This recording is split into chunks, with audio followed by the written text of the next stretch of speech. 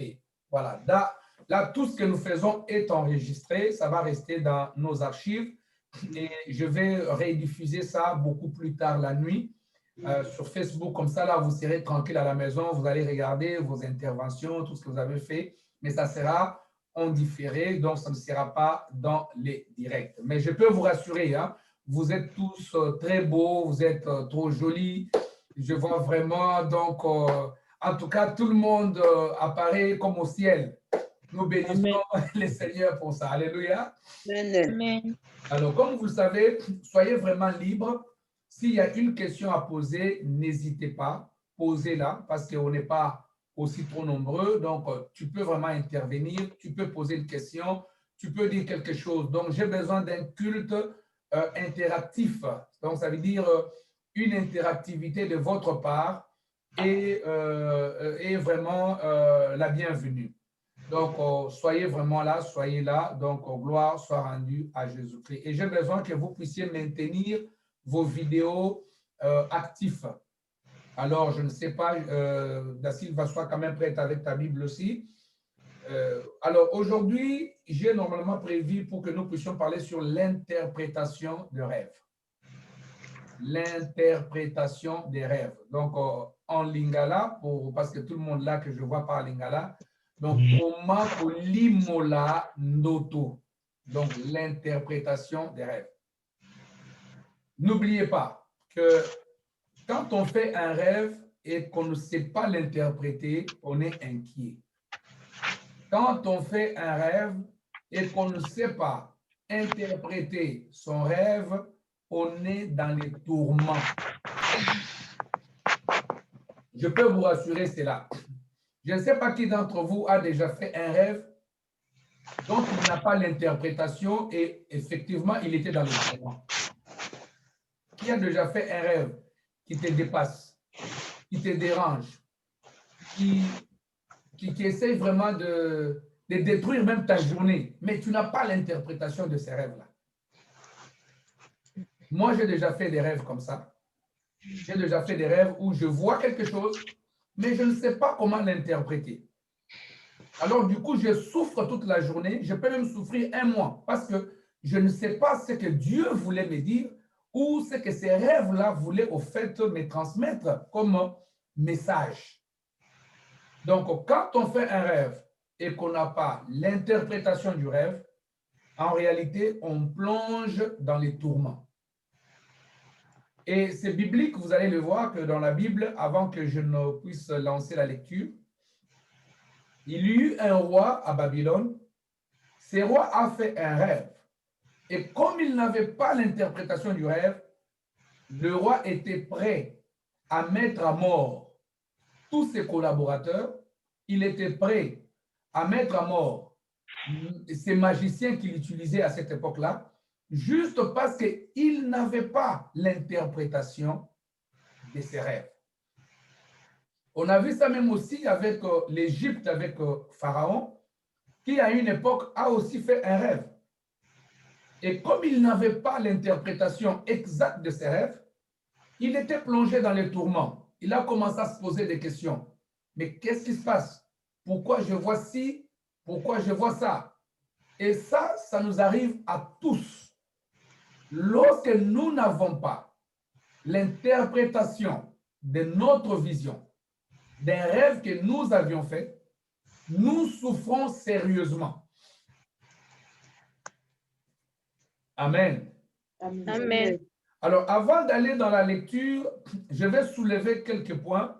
J'aimerais que vous puissiez noter, parce que les choses que je vous dis, je sais pourquoi je n'ai pas voulu que ceci passe directement sur Facebook, parce que je voudrais que vous, d'abord, qui fassiez cet effort, ce sacrifice de vous sacrifier pour être là, que vous puissiez d'abord être le premier bénéficiaire de ces messages. Amen. D'abord, la première des choses qu'il faut savoir, c'est que l'interprétation des rêves est toujours liée à l'histoire de chacun. Ça veut dire qu'il n'y a pas de méthode standard, il n'y a pas de méthode unique, il n'y a pas une pensée unique dans le domaine d'interprétation de rêves. Ça veut dire que si toi, dans ton rêve, tu vois par exemple un cheval et que le cheval pour toi signifie le combat, par exemple, cela est lié aussi à l'historique de ta vie, au scénario de ta vie. Cela ne veut pas dire que le cheval qui est combat, interprété comme un combat dans ton rêve, est aussi pareil pour ton voisin, est aussi pareil pour quelqu'un d'autre. Non. Est-ce qu'on est clair là-dessus? Amen. C'est ce qui fait que nous ne pouvons pas avoir les mêmes interprétations pour tout le monde. Parce que chacun a une interprétation spécifique qui est liée à l'histoire de sa vie, qui est liée aux enjeux spirituels qui sont dans sa vie. Je vais vous donner un exemple. Par exemple, un homme de Dieu qui rêve la nuit et qui voit dans une vision une femme de nuit. Il est pasteur, il prie, il prêche aux gens, mais il dort la nuit et il voit une femme de nuit venir. Moi, je suis pasteur, je peux vous donner un témoignage. Quand je suis arrivé pour la première fois à Genève, en Suisse, là, je venais d'arriver fraîchement en Europe, j'ai eu beaucoup de visions où je voyais des femmes de nuit venir vers moi. Ça veut dire que je dormais, je vois une femme qui vient vers moi. Elle veut, par exemple, que je puisse, au fait, aller avec elle comme un homme et une femme vont ensemble dans une intimité. Mais entre-temps, j'ai prié beaucoup. J'ai intercédé, j'ai jeûné.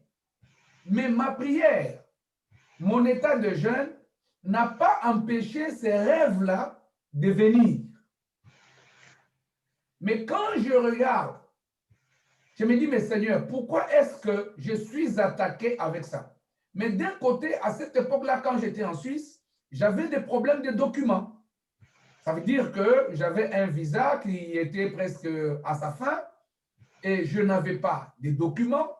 Et du coup, j'avais des autres amis pasteurs qui venaient me donner de mauvais conseils en me disant, dans ce pays, pour que tu vives ici, abandonne ta femme en Afrique, prends une femme qui a des documents ici, comme ça tu vivras ici. Là, c'est le conseil qui vient des autres amis pasteurs.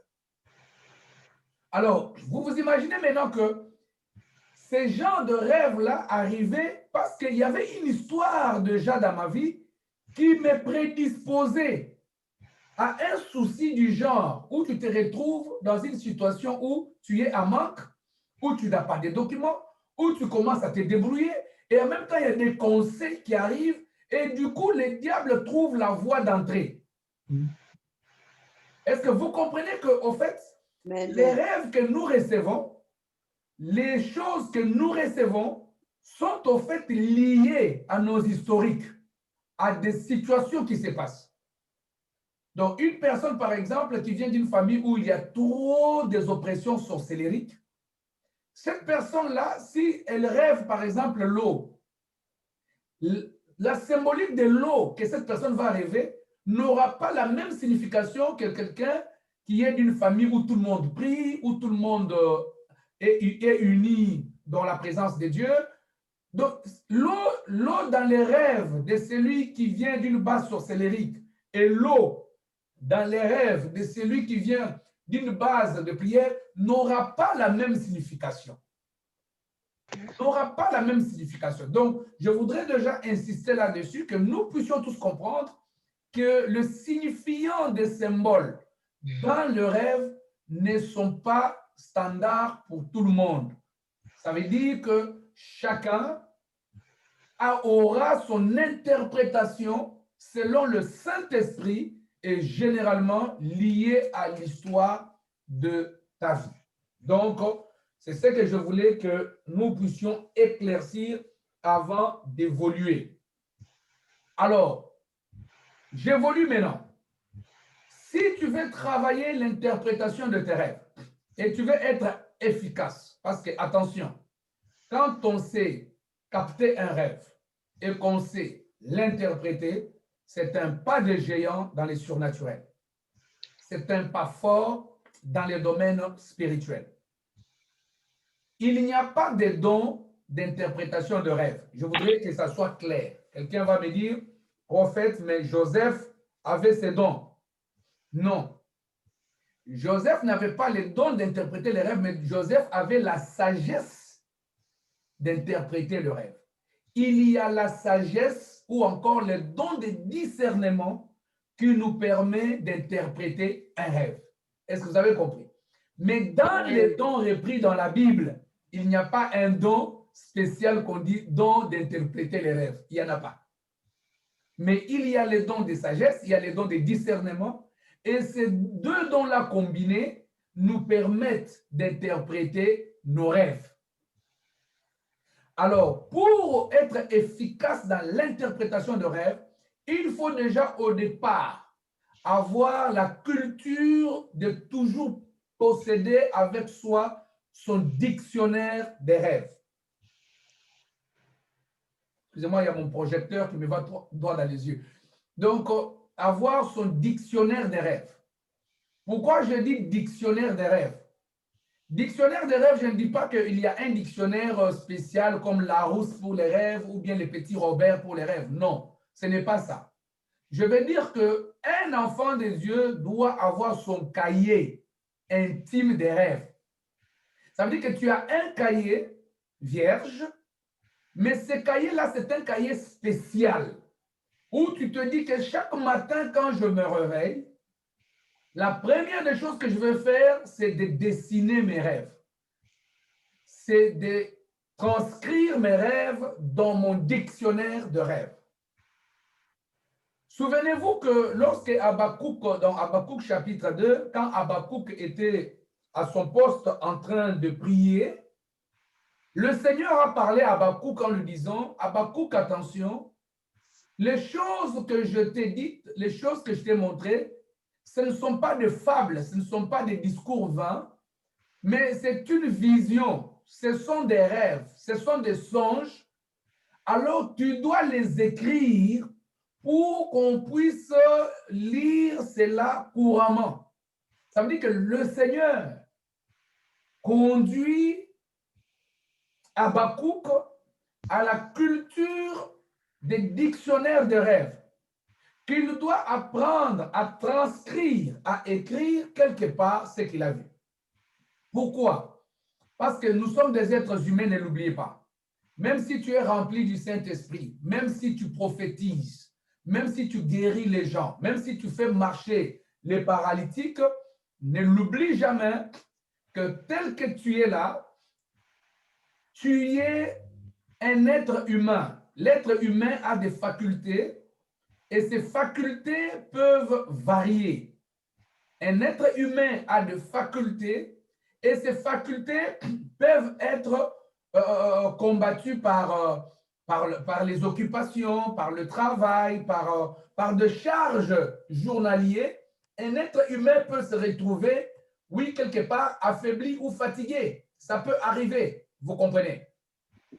Donc, c'est important pour tout un chacun d'entre nous de comprendre l'utilité de réaliser d'abord que tu es un humain. Un humain peut oublier. Un humain peut, au fait, commettre une erreur.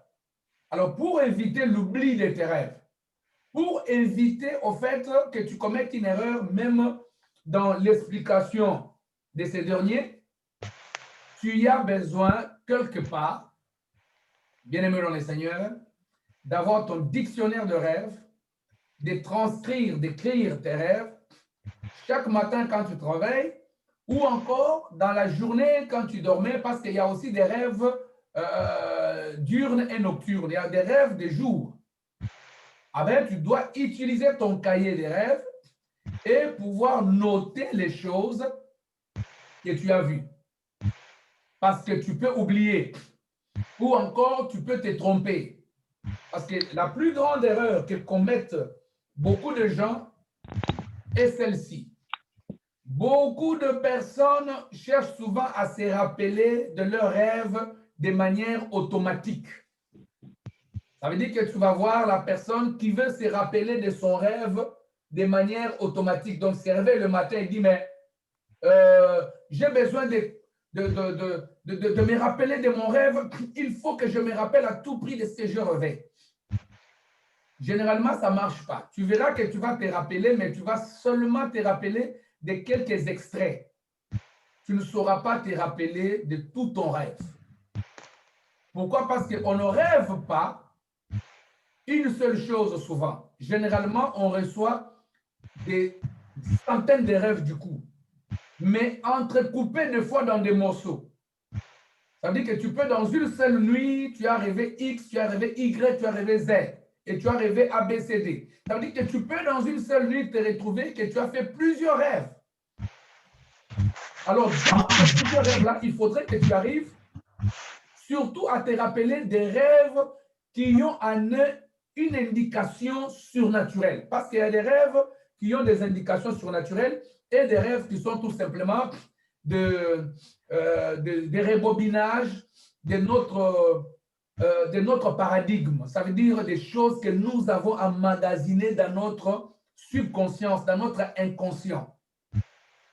Les occupations, les désirs, toutes ces choses-là qu'on a besoin de voir, tout ça, il arrive que, voilà, on se retrouve un moment qu'on dort et que tous ces films-là journaliers, tous ces films, tu étais allé en vacances quelque part, tu avais passé des très bons moments avec ton mari dans une plage au Portugal, des choses comme ça. À un moment, tu verras ces choses-là commencer à revenir sous forme de rêves, des choses comme ça. Là, ce ne sont pas de tel genre de rêves que je parle. Ça, ce ne sont même pas des visions de Dieu, non. Ça, c'est l'expression de ton inconscient. Ça veut dire que ton inconscient entre en expression sous forme de l'image.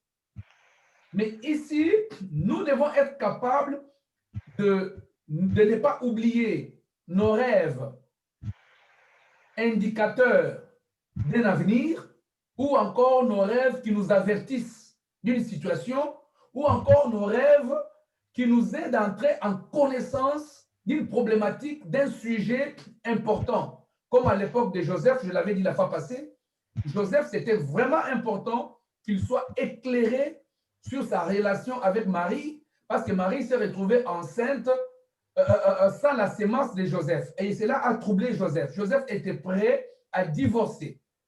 Mais l'ange est venu, hein, l'ange, qui connaît l'ange messager?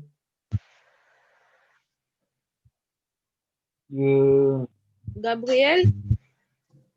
Gabriel. Voilà, Gabriel, c'est l'ange messager. Et alors, Gabriel est apparu pour avertir, au fait, signaler à Joseph que n'abandonne pas ta femme, tout ça. Mais la Bible dit clairement qu'il lui a signalé dans une vision. Alléluia. Il lui a signalé dans un rêve. Donc, c'est important de comprendre cela. Permettez-moi, parce que je suis en même temps en train d'accepter nos frères et sœurs qui arrivent. Je les accepte aussi pour qu'ils participent au fait à ce que nous sommes en train de faire.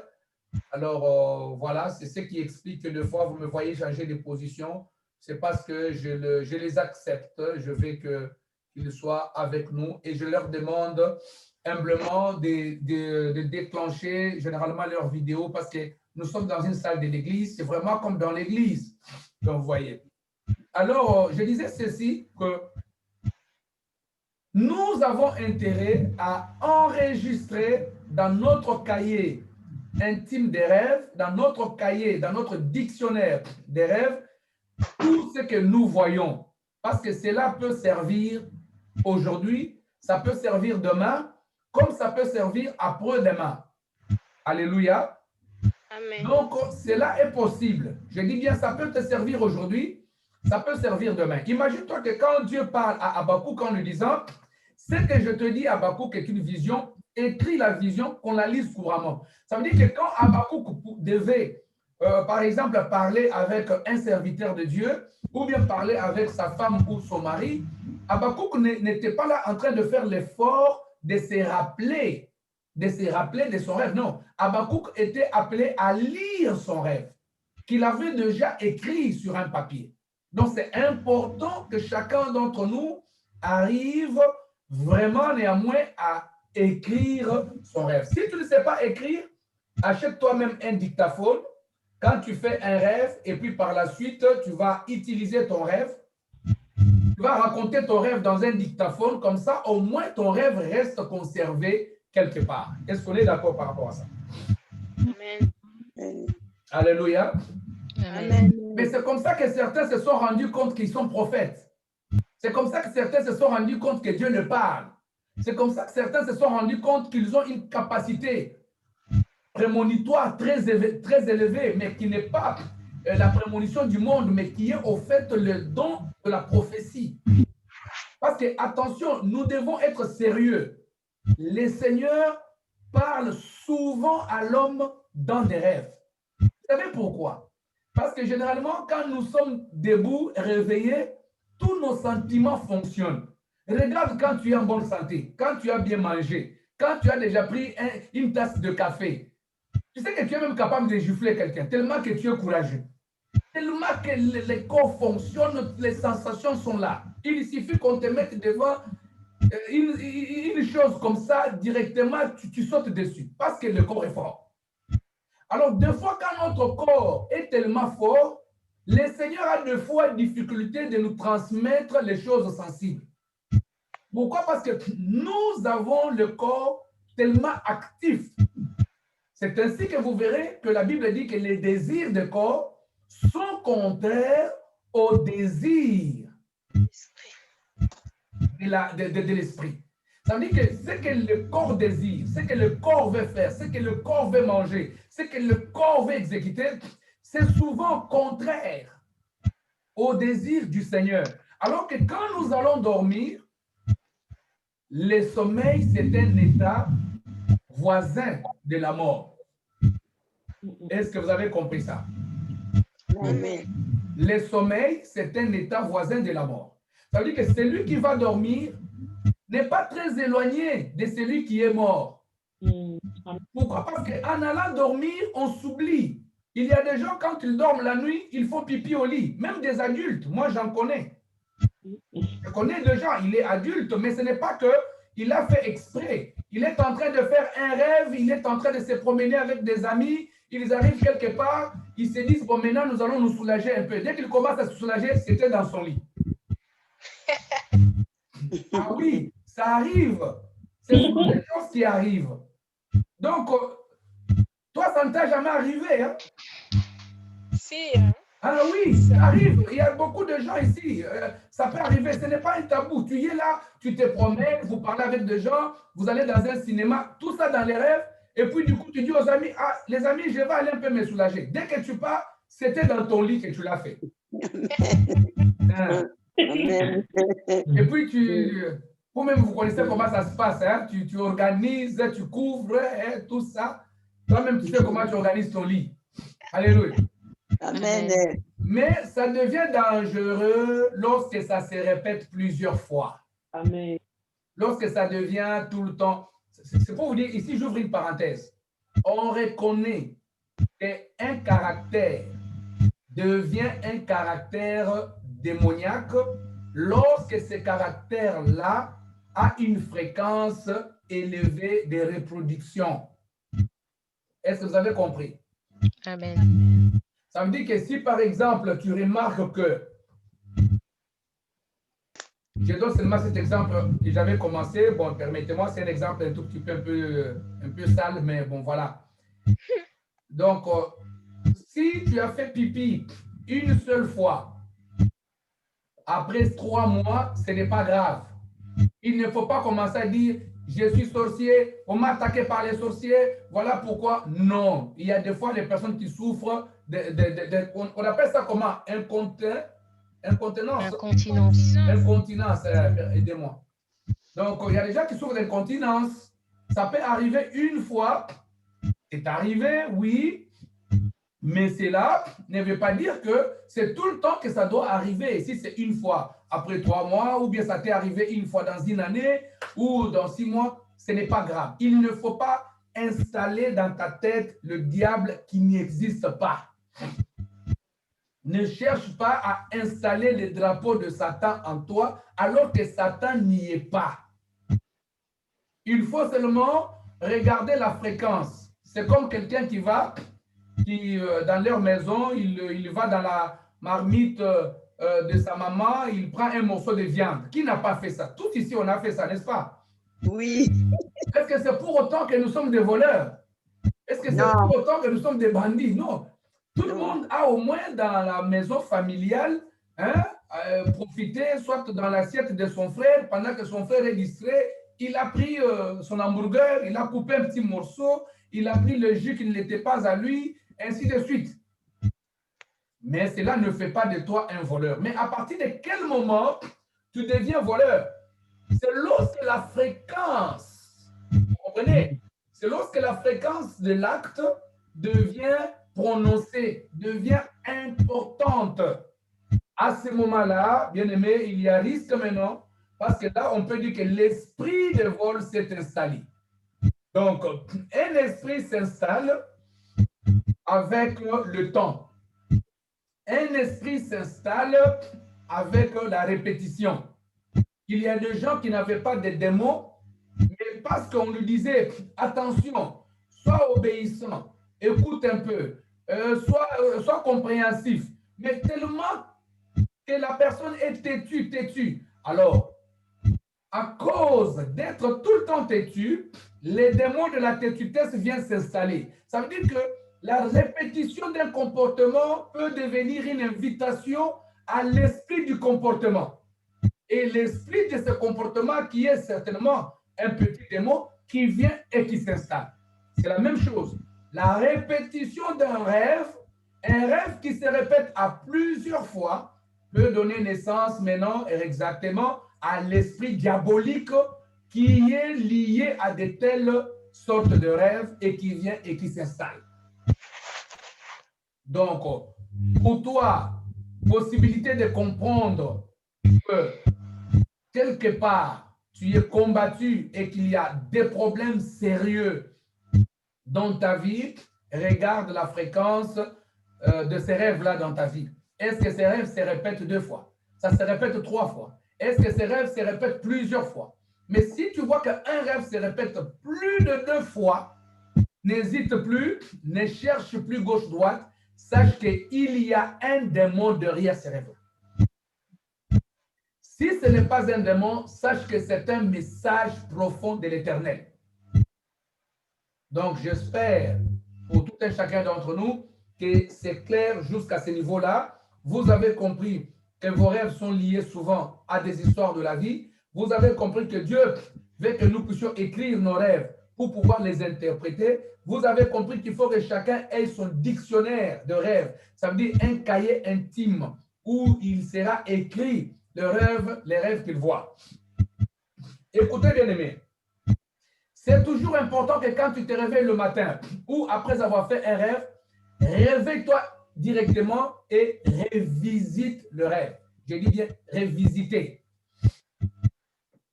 Réveille-toi et revisite les rêves. N'attends pas l'après-midi. N'attends pas le jour suivant. N'attends pas le jour que tu verras le pasteur ou le prophète.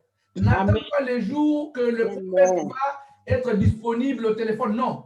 Toi-même, automatiquement, révise le rêve. Ça veut dire, oui, cette nuit, qu'est-ce que j'ai vu? Qu'est-ce que j'ai vu? Qu'est-ce que j'ai capté cette nuit? En fait, j'ai vu que j'étais dans une église en train de prêcher et que cette église-là, il y avait les hommes et les femmes de toutes races. Et puis voilà, c'est moi qui étais devant. Il y avait des services protocolaires. Tout s'est passé bien. Je vais commencer à revisiter mon rêve. Alors, dans la révisitation de rêve, il faut tenir compte d'un certain nombre de facteurs. Il faut tenir compte d'un certain nombre de facteurs. Il faut tenir compte des chiffres. Il faut tenir compte des couleurs. Il faut tenir compte de l'environnement. Je dis bien des chiffres, des couleurs, des environnements. Il faut tenir compte des figures apparentes dans ces rêves-là. Là, nous entrons déjà dans l'interprétation. Je me répète encore. Tenir compte de chiffres, tenir compte des couleurs, tenir compte de l'environnement dans lequel se passent ces rêves tenir compte aussi des figures qui apparaissent dans ces rêves-là. Pourquoi je parle de tenir compte de chiffres? Attention, la Bible est mathématique. De Genèse à Apocalypse, la Bible est généralement composée de codes, de formules, de chiffres. Voilà pourquoi ne l'oubliez jamais que le diable est un trafiquant. C'est comme un trafiquant de drogue. Le diable, c'est un menteur et un usurpateur. Je vous avais dit la fois passée qu'il copie toujours. Mais quand il copie, je vous rassure au nom de Jésus-Christ qu'il n'arrive jamais à copier à 100%. Il lui manque toujours quelque chose. Ce qu'il copie a toujours une insuffisance à une certaine dimension. Amen. Amen. Alors, c'est important de tenir compte des chiffres. Pourquoi? Regardez comment les livres de Genèse commencent. Les livres de Genèse commencent déjà par une comptabilité. On dit au commencement, ça veut dire le premier jour. Et la Bible dit, il y eut un soir et il y eut un matin. Ce fut le premier jour. Pourquoi il y a le chiffre qui apparaît? Vous verrez à la mort de Jésus et à sa résurrection. Le Seigneur lui-même encore projette sa prophétie dans une certaine dimension des chiffres. Il dit, moi je vous dis que ce temple ici, il va être détruit et reconstruit dans 3 jours. Il prononce encore des chiffres. Il dit de lui-même qu'il va être enseveli et le 3e jour, il ressuscitera. Il est encore dans les chiffres. Quand vous regardez dans l'histoire de la conquête de Josué, avec Josué chapitre 6, dans l'histoire de Jéricho. Écoutez-moi bien aimé dans le Seigneur. La Bible montre clairement que pour tourner la muraille de Jéricho et faire tomber Jéricho et conquérir Jéricho, il y a eu un respect d'un nombre. Vous allez tourner chaque jour la muraille et 7e jour, vous tournerez 7 fois. Vous comprenez donc, il y a eu l'intervention de chiffres. Donc, vous verrez même dans la construction du tabernacle, lorsque le Seigneur donne des révélations à Moïse pour pouvoir prendre l'image qu'il avait vue à la montagne au mont Sinaï et aller en Israël pour pouvoir reproduire le tabernacle d'en haut sur terre, on parle encore de coudées, des choses comme ça, on parle de distances, il y a des chiffres encore dedans qui interviennent. Donc, ne l'oubliez jamais.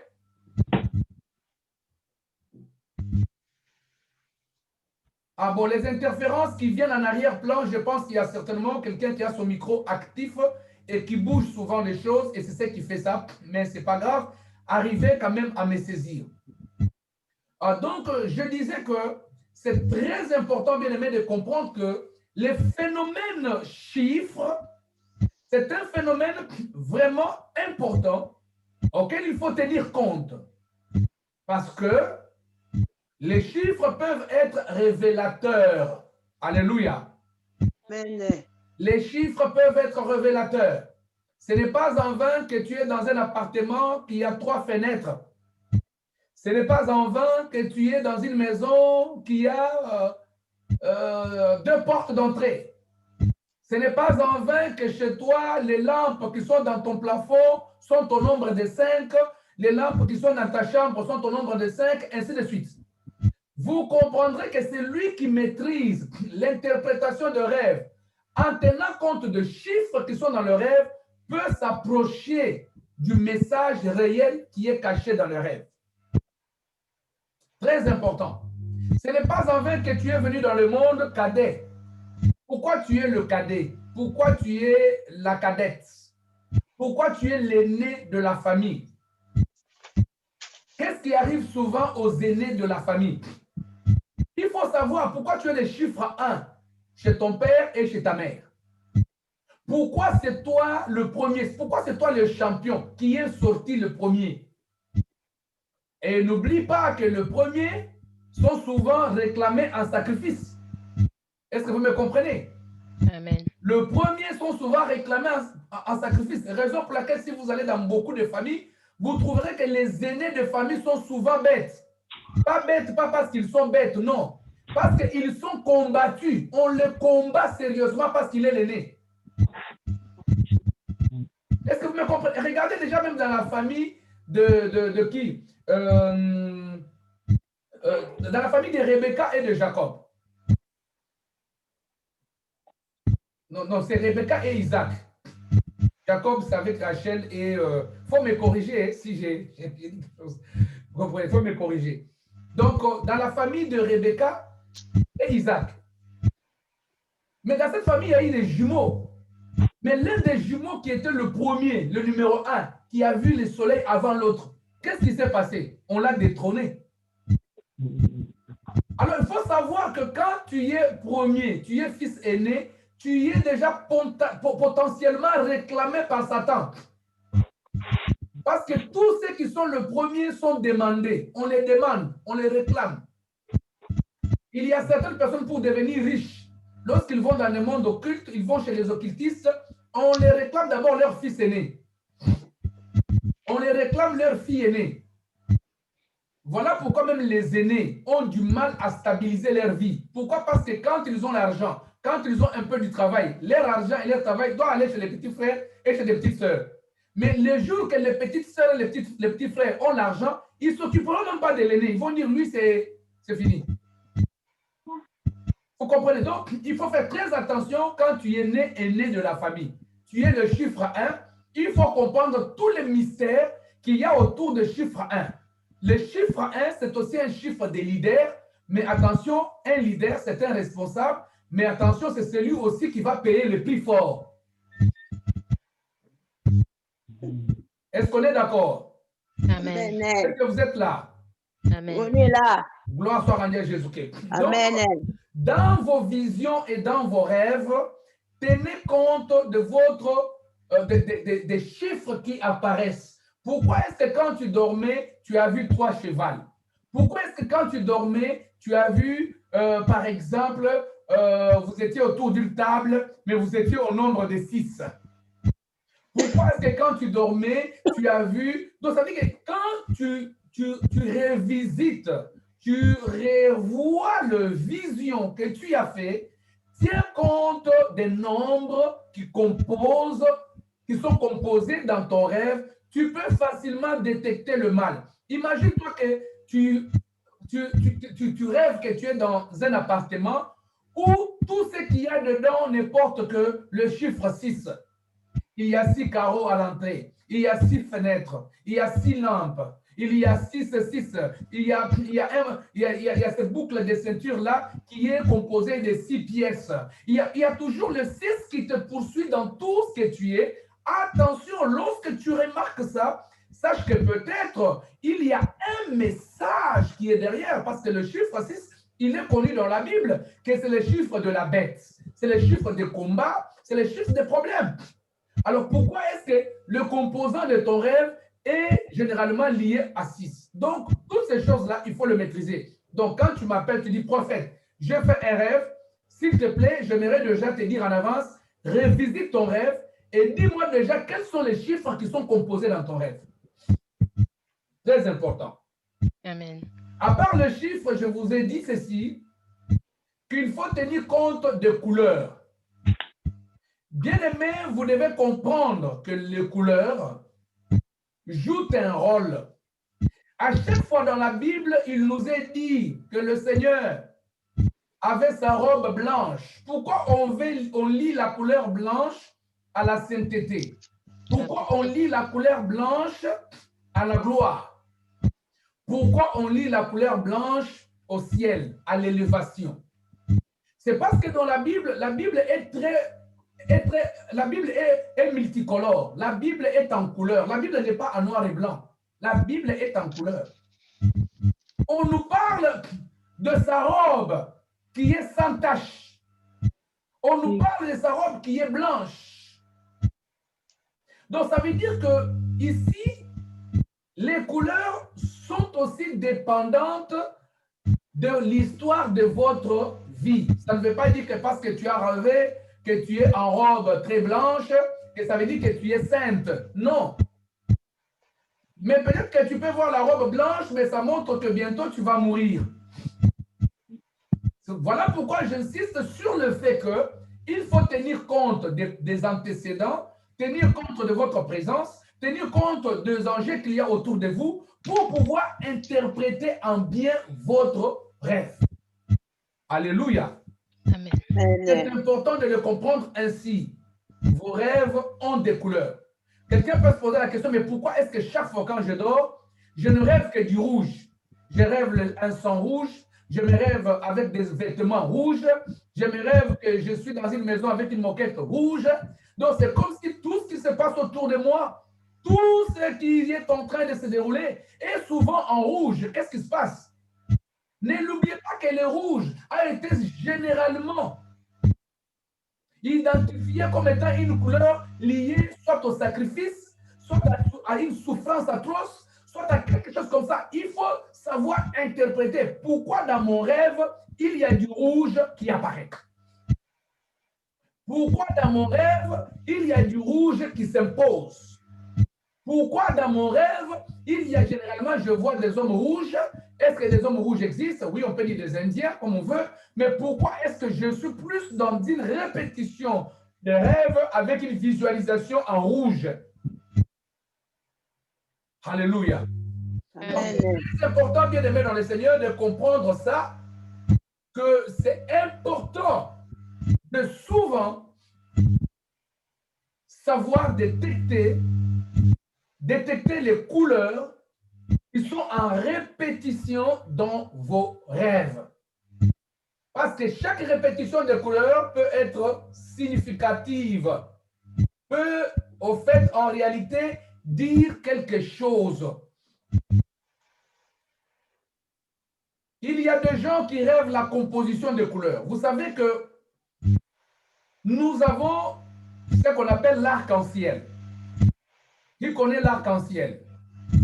Moi. Tout le monde connaît l'arc-en-ciel. L'arc-en-ciel est composé de combien de couleurs? 7 couleurs. Combien? 7. 7 couleurs. Bon, nous, quand on grandissait, on pensait que c'était que 3. Parce qu'on voyait plus le bleu, les jaunes et un peu du blanc, je ne sais pas. Bon. Mais vous verrez que l'arc-en-ciel qui est composé de couleurs là, mais lorsque la Bible nous montre l'apparition de l'arc-en-ciel dans la Bible était liée à quoi? Il peut avoir une idée. Consolation. À la consolation.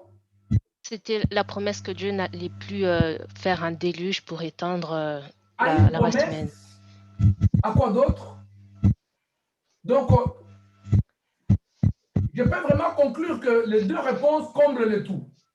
Ça veut dire que l'arc-en-ciel est apparu dans la Bible lorsque le Seigneur a dit que je ne frapperai plus l'humanité avec l'eau.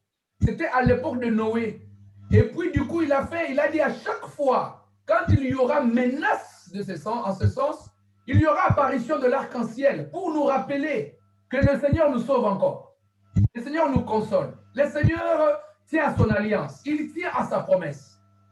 Mais vous voyez que dans l'arc, il y a des couleurs. Nous savons que l'arc-en-ciel provient au fait de l'eau. C'est un reflet des rayons solaires avec l'eau qui crée cela. Vous comprenez? Mais vous voyez, la composition de toutes ces couleurs montre clairement que les domaines des couleurs a des significations en esprit. Alléluia. Les domaines des couleurs a des significations spirituelles. Voilà pourquoi il y a des gens qui ont un penchement envers une sorte de couleur ou une autre. Moi, il m'est arrivé une fois, quand je m'habillais, j'avais tendance à vouloir toujours mettre les vestes noires. Mettre les vestes noires. À un moment, j'ai dit non. Pourquoi est-ce que j'ai envie de mettre tout le temps des vestes noires? Après, je me suis discipliné, j'ai dit non, je vais combattre ça. Parce que la couleur noire ne m'inspire pas. Je suis noir, mais en réalité, nous, on n'est pas noirs. Comme on nous qualifie de noirs, là, on n'est pas en réalité des noirs. Parce que les noirs, c'est vraiment noir comme les tableaux de ton téléphone quand il est éteint. Est-ce que toi, tu es comme ça? Non. Les noirs, c'est vraiment comme les perruques de la sœur Glody qui est là-bas. Au coin là. Au coin là. La perruque là, c'est vraiment noir. Est-ce que nous, on est noir comme ça? On n'est pas noir comme ça. En fait, on est brun. Nous, on est brun.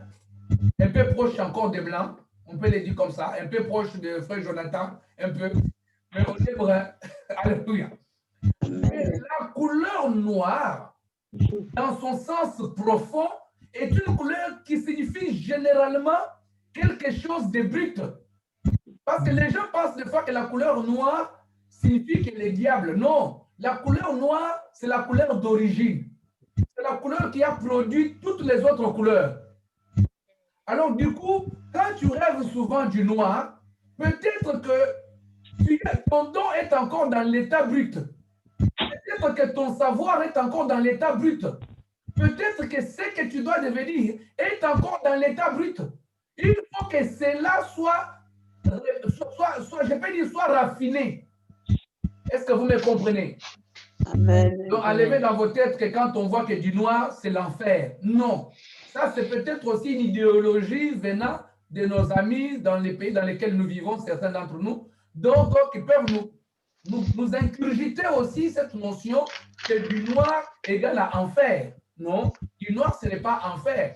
Et du noir, c'est la couleur brute, la couleur d'origine. On produit toutes les autres couleurs à partir de ces deux couleurs-là, noir et blanc. Alléluia. Amen. Alors, si tu remarques que dans ta vie, tu as un penchement envers une couleur, ça veut dire que regardez les enfants qui grandissent, qui souvent mettent du rose. Qu'est-ce qu'ils deviennent plus tard? Comme ma sœur Fifi qui est en rose et ma sœur Rachel qui sont en rose. Les gens qui mettent souvent en rose, quand vous remarquez bien, ils ont souvent une faiblesse d'amour. Je ne dis pas que c'est votre cas. Hein? Non, non. Je ne dis pas que c'est votre cas. Mais remarquez ça. Et c'est souvent naturel, en fait, à eux aimer. Souvent, ils aiment naturellement. Ils ont un cœur d'aimer. Les gens qui sont... Tu verras tout le temps, quand il achète quelque chose, il a besoin qu'il ait un peu du rose dedans. Quand il fait ceci, il veut qu'il ait du rose dedans. Et quand tu suis très bien, tu verras en eux une certaine douceur, l'amour, l'attachement, quelque chose d'un peu de doux, souvent.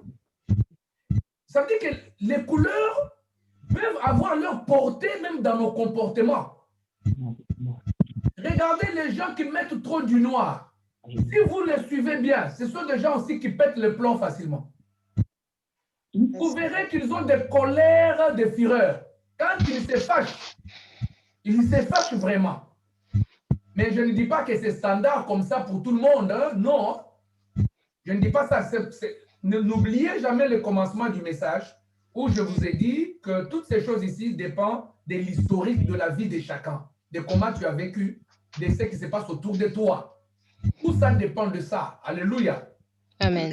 Dans vos rêves, détectez quelle est la nature de couleur de vos rêves. Est-ce que tu rêves en noir et blanc? Est-ce que tu rêves en couleur? Est-ce que tu rêves souvent du gris? Est-ce que tu rêves souvent du noir? Est-ce que tu rêves souvent du blanc? Est-ce que tu rêves souvent... Parce que moi, je connais les gens en Afrique qui n'ont jamais été en Europe, mais chaque nuit, il dit, prophète, j'ai rêvé, j'étais avec des blancs, entouré des blancs, j'ai mangé avec des blancs. Ça veut dire que lui, en Afrique, il ne rêve que des blancs et des blancs et des blancs et des blancs. Et quand tu le suis bien, tu verras qu'elle est amoureuse d'un blanc, mais qu'elle rêve de rencontrer. Vous comprenez? Donc, ce sont des choses comme ça qui arrivent. Alléluia. Amen. Ce que nous voyons dans nos rêves en termes de couleurs peut être très important en termes d'interprétation de ces rêves-là. Donc, ne l'oubliez pas, ne l'oubliez jamais. J'avais parlé tout à l'heure des figures qui apparaissent. Donc, avant de parler des figures, j'avais parlé de l'environnement. Les environnements dans nos rêves. Bien-aimés, retenez ceci, que l'environnement dans le rêve est capital. Parce que l'environnement dans le rêve peut être interprété comme un signal fort qui peut déterminer même l'origine de ton rêve. si ces rêves viennent de Dieu ou du diable ou de toi-même.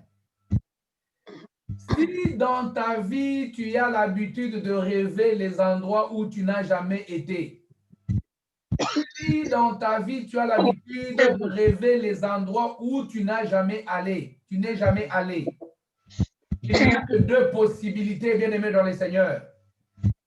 Soit tu es en train de faire des vols astrales, soit tu as en toi une capacité profonde de vision de Dieu. Parce qu'on ne rêve que ce qu'on a déjà vu. Est-ce que vous me comprenez? Amen. Amen. Mais quand on rêve ce qu'on n'a jamais vu, eh bien, ces rêves-là ont toute son importance. Il faut les traiter. Il faut à tout prix l'interpréter. Vous verrez cela dans le livre de Daniel au chapitre 2, en commençant du premier verset jusqu'au verset 40. Il y eut un roi du nom de Nebuchadnezzar. Nebuchadnezzar était roi en Babylone et une nuit, Nebuchadnezzar a fait un rêve. Et le rêve que Nebuchadnezzar a fait, c'était un rêve perturbant. Parce que lui-même ne se rappelait pas de son propre rêve. J'aimerais ici tirer l'attention de tous les enfants de Dieu. Les rêves les plus importants de votre vie, c'est souvent des rêves que vous oubliez. Les rêves les plus importants de votre destinée, c'est souvent les rêves qui tombent dans l'oubli. Lorsque vous oubliez un rêve, lorsque vous oubliez ce que vous avez vu la nuit, sachez que c'est l'ennemi, le diable, qui vous aveugle pour que vous ne puissiez pas tenir compte de ce que vous avez vu et que lui puisse continuer à fonctionner. Nabuchodonosor a fait un rêve, mais il avait senti dans son âme qu'il fallait à tout prix qu'il se rappelle de ses rêves et que ses rêves soient interprétés à tout prix. Il a fait appel aux magiciens, aux astrologues. Il a fait appel aux enchanteurs. Il a fait appel à tous ceux-là qui sont qualifiés dans les domaines d'interprétation. Attention, ceci est aussi un enseignement. Lorsque tu fais de rêves, sache que généralement dans le monde dans lequel nous vivons, il y a beaucoup de gens qui sont dans des métiers d'interprétation de rêves. Comme les gens qui travaillent la chiromancie, qui lisent les paumes de main, des lignes qui sont dans des paumes de main des gens, comme les gens qui travaillent avec des cartomancies, qui utilisent des cartes pour prédire des vies de gens, comme des gens qui utilisent des fois des pièces de monnaie, des choses comme ça, pour interpréter des rêves et prédire l'avenir des autres. Et à cette époque-là, à Babylone, à l'époque de Daniel, il y avait aussi le même genre qui se comportait comme ça, qui était à côté du roi. Parce que dans les anciennes civilisations, les rêves étaient très considérés, même ici en Europe.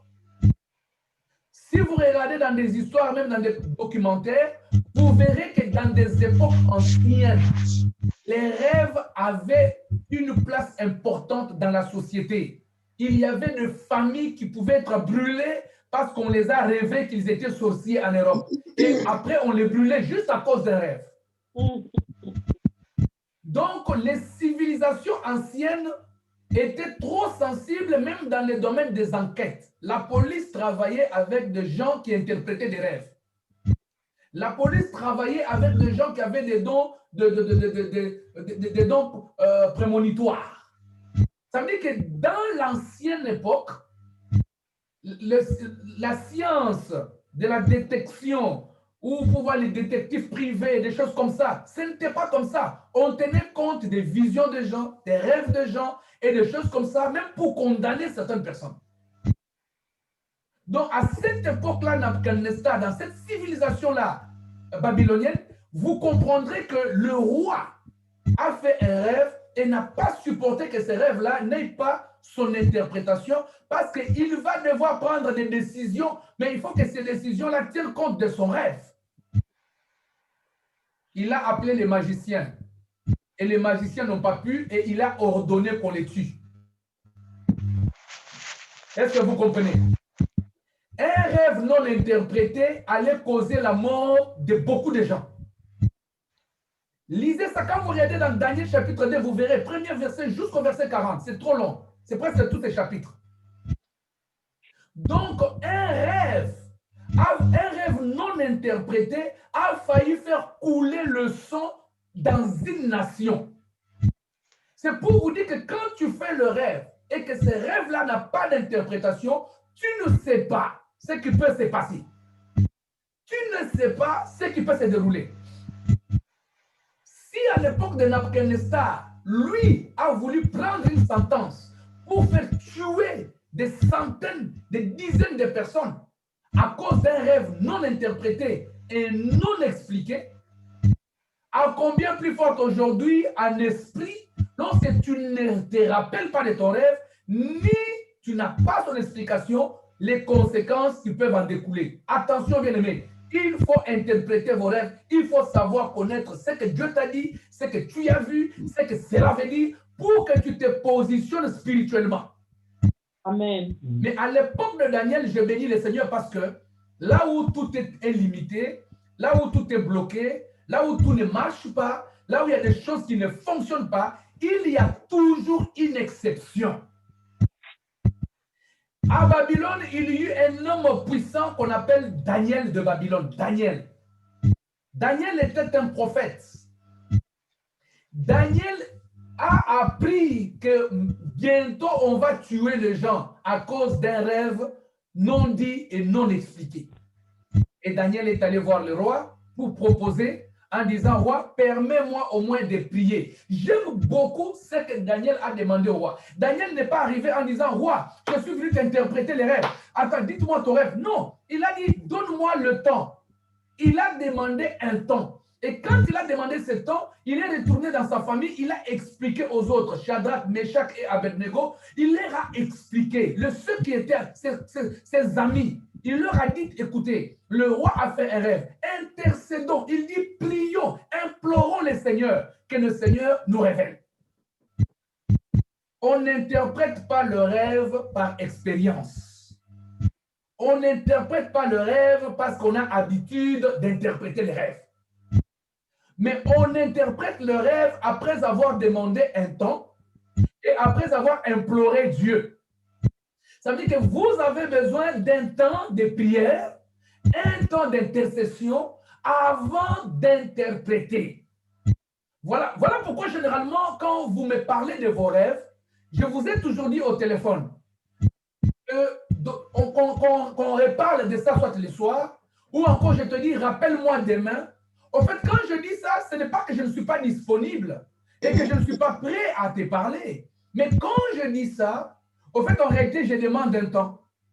Je demande un petit moment parce que ce n'est pas moi qui interprète. Ce n'est pas toi qui interprète, mais c'est l'Esprit du Seigneur qui doit te donner l'interprétation de ce que tu as vu. Et pour cela, tu as besoin de prendre un moment de prière. Tu as besoin de prendre un moment de la méditation. Et c'est ce que Daniel a fait. Il a pris un moment de prière, il a pris un moment de méditation, et il n'a pas fait ça seul. Des fois, nous souffrons parce que nous voulons faire les choses seuls. Le Seigneur ne nous a pas créés pour marcher seuls. La solitude n'est pas un don. Tu ne peux pas dire que moi j'ai la spécialité, je peux rester chez moi un mois, je ne vois personne. Ce n'est pas un don de rester chez toi un mois sans voir les gens. Pourquoi nous sommes porteurs d'une identité? L'identité veut dire aussi une alliance avec une communauté. Dans la vie, c'est important d'avoir aussi un ami, un frère, un collaborateur, un pasteur, quelqu'un avec qui tu peux parler. La solitude peut te conduire à improviser les péchés que même le diable sera surpris que tu les as faits. La solitude, c'est vicieux même. Quand on reste trop seul, on commence même à manipuler son téléphone en allant même dans des endroits interdits. Voilà pourquoi ton téléphone de la fois passée a été bloqué. Tu es allé dans l'endroit où il ne fallait pas et tu as bloqué le téléphone. Quand on reste tout seul, on commence à envisager les choses inadmissibles. La solitude, il faut la refuser. Il faut prier le Seigneur en disant, Dieu, délivre-moi de la solitude. Envoie-moi un mari, envoie-moi une femme, envoie-moi un fiancé, envoie-moi une fiancée. Délivre-moi de cet état. Délivre. J'ai besoin de... Tu ne peux pas vivre sans même un seul ami. Oh, ici, nous sommes en Europe, il n'y a pas d'amis, les amis sont... Mais oui, tu dois en avoir même un seul. Même un seul ami. Tu devrais en avoir. Lorsque tu vis tellement dans la solitude, il y a des choses que tu peux recevoir dans le rêve, mais ce sont des choses qui vont tellement te secouer que tu es obligé d'en partager avec quelqu'un. Mais si tu n'en partages avec personne, ça serait difficile. Daniel a été assisté, aidé par ses amis pour trouver la solution à ces problèmes-là. Seul, on n'a pas la solution à tout. Mais à 2, à 3, on peut augmenter notre fréquence des solutions, notre fréquence des réponses. Il faut travailler sur la solidarité, il faut travailler sur l'union, il faut travailler sur l'entraide, il faut travailler sur la main dans la main. C'est important. Daniel a parlé avec les autres. Vous savez qu'il y a des gens dans la vie qui sont tellement motivés avec des esprits de division. L'esprit de division, de fois, se manifeste, c'est une parenthèse, par les réponses colériques dans la vie.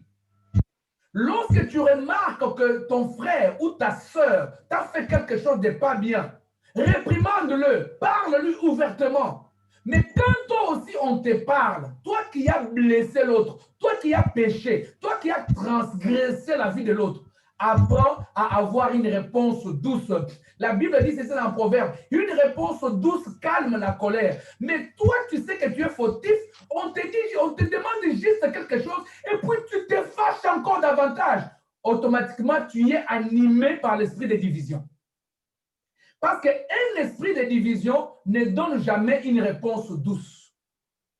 Un esprit de division est un esprit querelleux.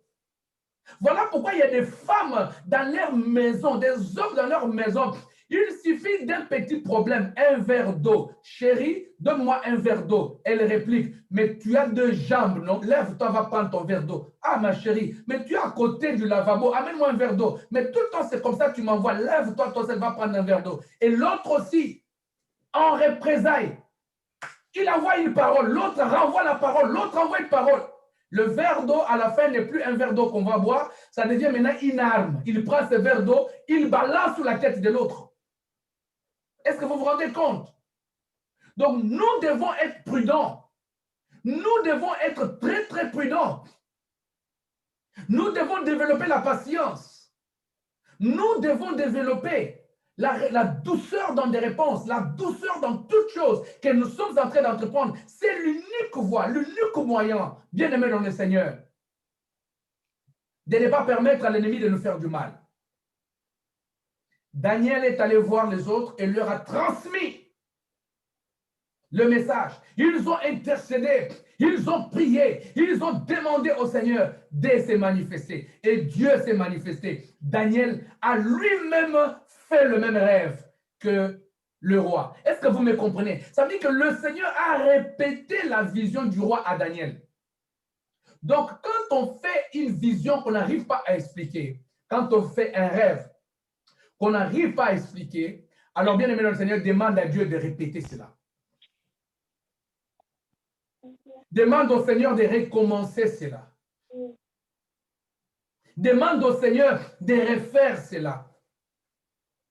N'aie pas peur de dire à Dieu, Seigneur, si cette vision venait réellement de toi, s'il te plaît, mon Jésus, répète-moi encore cette vision. N'hésite pas à dire à ton Dieu, Seigneur, si cette vision ici, c'est vraiment toi qui as parlé au pasteur, si c'est vraiment toi qui as parlé à l'église, si c'est vraiment toi qui as parlé à mon Père spirituel, répète-moi cette vision-là. Le Seigneur est capable, mais s'il ne le répète pas à toi, mais il faudrait que tu aies quand même des amis. il faudrait que tu aies quand même des contacts qui peuvent aussi recevoir, parce que peut-être que toi, tu ne recevras pas, parce que tu n'as pas la prédisposition mentale pour le recevoir. Peut-être que tu es en conflit avec la personne. Peut-être que tu as un problème avec la personne. Vous savez, si une prophétie t'est donnée par ta rivale, par exemple, une femme qui arrive, qui te prend ton amoureux, et puis c'est cette même femme-là qui revient et te donne un rêve, te donne une vision. Est-ce que tu vas accepter? Tu auras du mal à accepter. Comment se fait-il que cette personne m'a fait du mal, mais c'est la même personne qui revient pour me dire Zamba la kisingai. À la kisingai que. Mais comment est-ce que. Hein? Comment est-ce que le bien peut sortir du mal? Comment est-ce que la même personne qui a tué peut venir avec un rêve? Ça veut dire que lorsque on te transmet un rêve, une vision, ou toi-même tu rêves, il faudrait aussi avoir des amis et des collaborateurs et des connaissances, parce qu'eux peuvent te donner la bonne interprétation. Parce que si eux ne te donnent pas la bonne interprétation, peut-être que toi, tu vas interpréter à ta manière, mais dans un esprit de vengeance. Parce que tu sais très bien que cette personne-ci, avec elle, vous ne vous entendez pas bien. Alors, comme j'ai reçu une vision où j'ai vu cette personne ici, torse nu, pieds nus, en train de courir dans une forêt et avec des rats et des cafards derrière lui, alors l'interprétation sera fracassante. Alors, quand on dit interprète, tu dis, oh, j'ai vu, c'est un sorcier, c'est un démon, parce que tu y as déjà un conflit dans le physique avec la personne. Alors là, c'est tout à fait normal que lorsque tu vois quelque chose au sujet de la personne, la première intention, le réflexe qui va arriver, c'est une interprétation biaisée. C'est une interprétation de vengeance. Tu vas chercher à te venger par les... Est-ce que vous savez qu'il y a des pasteurs qui se sont vengés sur le fidèle avec qui ils étaient en conflit avec de faux rêves? Alléluia. Amen. Est-ce que vous êtes là? Amen. On est là. Vous dormez ou vous êtes là? Acclamons le Seigneur Jésus. Est-ce que vous dormez ou vous êtes là? Alléluia. Oh, gloire à Jésus. Amen. Amen. Il y a des églises où tu trouves un enfant de Dieu qui a des problèmes avec son pasteur, au lieu que le pasteur règle les problèmes selon la parole du Seigneur, mais par contre, le pasteur va se venger. Va se venger par des visions et par des rêves. Et ça, ce n'est pas sérieux. Ce n'est pas bien, ça. C'est dangereux, ça. Alléluia. Amen. Tu ne peux pas accepter ça. Et tu vas voir maintenant le pasteur qui vient avec un rêve complètement bizarre. Un rêve complètement bizarre.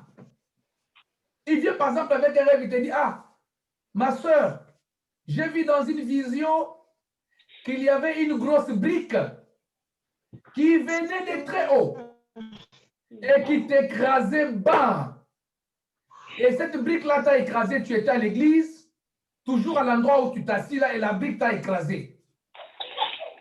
Mais, oui, la brique m'a écrasé, mais quand tu essaies de regarder l'histoire, tu vas voir que peut-être la sœur là est en conflit avec le pasteur, c'est peut-être la sœur qui est caissière, qui commence à mal se comporter au niveau de la caisse ou des choses comme ça. Et du coup, pour se venger, l'homme de Dieu va utiliser un moyen abusif qui vient dans les formes de rêves et de visions. Et ça, c'est des choses qu'il faut refuser. Parce qu'il y a des églises où les enfants de Dieu ont été excommuniés, où les enfants de Dieu ont été attristés à cause de faux rêves, faux visions reçus par les serviteurs ou sa femme, ou reçus par des diacres ou des diaconesses, mais avec un seul objectif, de chasser l'autre de l'église.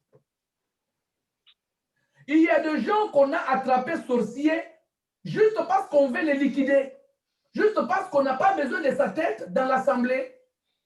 Alors, qu'est-ce qui se passe? Il y a maintenant tout le monde autour qui n'aime pas la personne, qui commence à rêver. Moi, quelqu'un qui ne m'aime pas, s'il voit un rêve pour moi, je lui dirais de ne même pas me le dire. Parce qu'au départ, tu ne m'aimes pas, alors tu ne reverras jamais quelque chose de bon pour moi. Si quelqu'un ne t'aime pas, il est déjà un moyen transmetteur qui est du négatif. Parce qu'on ne peut pas ne pas avoir l'amour et prétendre transmettre l'amour. Ça n'existe pas. Nous sommes tous des circuits de circulation de l'amour. Mais un circuit qui n'est plus de circulation de l'amour devient le circuit d'autre chose. Est-ce que quelqu'un m'entend très bien? Amen. Amen. Vous devez avoir des amis, des frères et sœurs à qui vous faites confiance, avec qui vous pouvez partager des choses importantes de ce que vous voyez, mais pourvu que ces gens-là soient porteurs de l'amour. S'ils n'ont pas l'amour en eux, ça ne sert à rien, parce que si vous-même vous interprétez, vous pouvez interpréter mal. Dernièrement, j'étais en contact avec une dame qui me dit, chaque fois avant de dormir, elle ne rêve que son pasteur en train d'aller au lit avec elle. Chaque nuit, elle ne rêve que son pasteur. En tout cas, je vous dis, ce n'était pas moi. Ne dites pas, pasteur, de tes rêves, ce n'était pas moi. Alors, j'ai dit à la dame, pourquoi est-ce que tu rêves tout le temps ton pasteur? Lorsque j'ai essayé d'approfondir la conversation avec la dame, j'ai compris que la sœur était folle dingue de son pasteur. La sœur était, donc pour elle, il fallait seulement que le pasteur la prenne comme femme. Alors je lui ai posé la question, tu ne trouves pas que les rêves que tu fais est lié à l'histoire de ta vie? Ça veut dire que tu étais tellement folle dingue de ton pasteur, et du coup, comme tu es dans l'impossibilité d'avoir le pasteur, qu'est-ce qui se passe? Alors tu te permets maintenant de transformer ça, même pas de transformer. Ça veut dire que ton inconscience produit maintenant ton désir. Et là, tu commences à rêver maintenant de ton pasteur. Alors ne viens pas me dire que ton pasteur est sorcier. Ne viens pas me dire que ton pasteur est mari de nuit. Ton pasteur n'est pas sorcier, il n'est pas mari de nuit, mais le problème, c'est toi. En fait, en réalité, tu aimes tellement ton pasteur. Alors, vous savez qu'est-ce que je lui ai donné comme conseil? Est-ce que vous voulez savoir? Oui. Oui. Je lui ai dit, va, toi seul, dire à ton pasteur que tu l'aimes. Amen. Il ne faut pas souffrir quand tu sais que tu peux faire quelque chose. Mais le pasteur, il était marié. Tu as dit? Le pasteur, il était marié.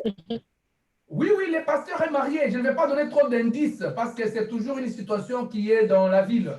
Donc, si je donne trop d'indices, vous savez, vous êtes des enfants de Dieu en Europe, vous êtes très forts dans des analyses. Vous allez très vite tomber dessus. Alors, moi, je dis à la sœur, mais écoute, quand tu vois une telle chose, ne dis pas au diacre, ne dis pas au protocole, ne dis pas au passant, va dire au pasteur. Dites-lui, pasteur, moi je t'aime beaucoup. Maintenant, je fais quoi? C'est au pasteur maintenant de t'orienter. Ah oui, Rachel. C'est dommage. C'est au pasteur de t'orienter. Il va m'orienter où? Il va t'orienter. C'est vrai. Hein? C'est quelle localisation ça? Le pasteur va t'orienter selon la parole de Dieu. Moi, si une femme vient me dire comme ça, j'ai une très bonne orientation à te donner. Je vais d'abord, prier pour toi. Et puis, je vais de deux, devenir ton ami. Moi, je vais devenir ton ami le plus proche. Parce que je vais me dire qu'à cause de cet amour que tu as pour moi, certainement, tu vas commencer à m'écouter. Certainement, tu vas commencer à suivre ce que je vais te dire. Alors, je vais devenir vraiment ton ami. Je ne vais pas te fuir. Mais par contre, je vais te démontrer que cet amour-là que tu as pour moi, je vais la transformer en une opportunité où tu vas même devenir prophétesse et servante de Dieu. Parce que je vais prendre du temps avec toi dans les histoires du Seigneur. Je vais te surcharger des choses de Dieu. Je vais te surcharger des promesses du Seigneur. Et toi-même, tu finiras vraiment par comprendre que non, vraiment, j'avais intérêt à l'aimer parce que cet amour m'a propulsé. Vous devez savoir une chose. Fuir une situation liée au sentiment, c'est le multiplier. Sur quoi? Fuir une situation liée à un sentiment fort d'amour, c'est multiplier cette situation-là. On ne fuit pas l'amour. Tu vas fuir l'amour pour aller où? La Bible dit fouiller l'impudicité. Mais là, il ne s'agit pas d'impudicité, il s'agit de l'amour. On t'aime. Tu vas aller où? Ce n'est pas un amour sain parce que c'est déjà pour une personne qui est mariée. Ouais. Je vais vous dire une chose, je vais vous révéler un secret. Je sais que cette émission va passer en rediffusion et puis ça va vous étonner. Il n'y a pas d'amour malsain. Ça n'existe pas. L'amour reste l'amour, tout court. Mais le problème, c'est dans quelle situation cet amour-là tombe. Est-ce que vous me comprenez? Est-ce que vous pouvez vous rendre compte que dans la Bible, il y eut David et Jonathan? Et c'est grâce à l'amour qu'avait le fils de Saoul envers David qui a épargné la vie de David. Est-ce que vous me comprenez? Ne l'oubliez pas. Dans la situation d'Esther, dans la Bible, c'est grâce à l'amour que le roi a porté à Esther que Israël a été épargné de la mort. Lorsque une personne t'aime dans la vie, il ne faut pas mal se comporter face à cette personne-là.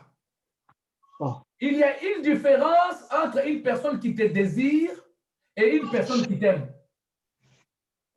Une personne qui t'aime, elle t'aime. Parce que dans l'amour, il y a le vouloir du bonheur de l'autre. Dans l'amour, il y a le vouloir de la paix et du bien-être de l'autre. Allô, prophète? Oui, papa. Oui, en fait, moi, la parenthèse dans laquelle je voulais mettre simplement, c'est que oui, l'amour, ça naît dans une relation où on apprend à se connaître. Vous voyez? Oui. Je pense que les gens aussi, du besoin d'avoir quelqu'un auprès d'eux, attiré. Mais ce n'est pas l'amour, c'est l'attirance.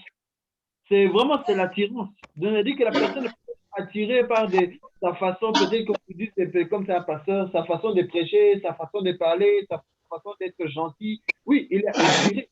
Mais cette personne-là, il ne peut pas éprouver l'amour parce que l'amour, c'est quelque chose qu'on connaît. C'est même pour ça qu'on se pose même la question que, mais comment Dieu a pu nous aimer avec tellement de choses, il nous connaît par cœur. Vous comprenez? Dans ce sens-là, que moi, je veux dire que pour moi, les femmes qui sont dans une certaine attirance, c'est aussi un problème affectif, oui, mais c'est un problème qui doit se traiter en leur faisant bien comprendre qu'ils ne sont pas dans l'amour, ils sont dans l'attirance, pas dans l'amour.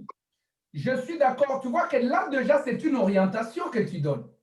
Oui. Tu as donné une orientation à une personne qui est dans une confusion, qui pense qu'elle aime alors qu'elle est juste attirée. Et là, tu l'as. Mais c'est de cette orientation dont je parle qui relève de la responsabilité du berger ou encore de n'importe qui. Parce que ça n'arrive pas qu'au pasteur. Ton chef au travail peut te dire qu'il t'aime.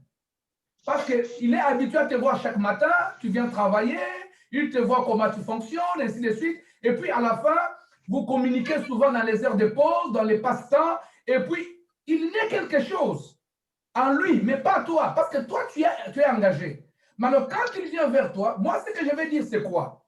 Ne soyons pas des êtres qui déçoivent ceux qui nous aiment. Même si nous sommes déjà occupés. Pasteur Dédé. Ne soyons pas, attendez juste une minute, ne soyons pas des êtres qui déçoivent ceux-là qui nous aiment.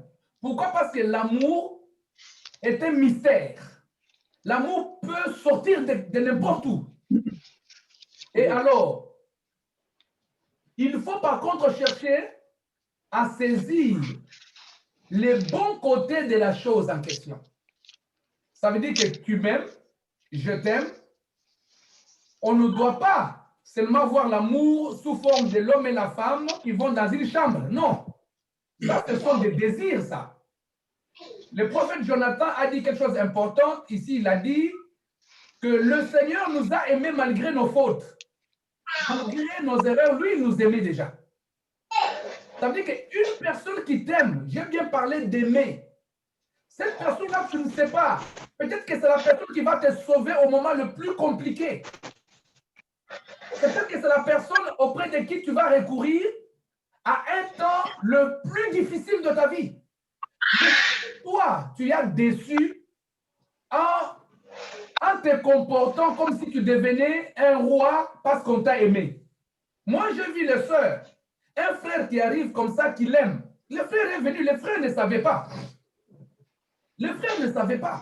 Les frères ne savaient pas que la femme est mariée. Les frères arrivent comme ça et disent, mais ma soeur, je t'aime.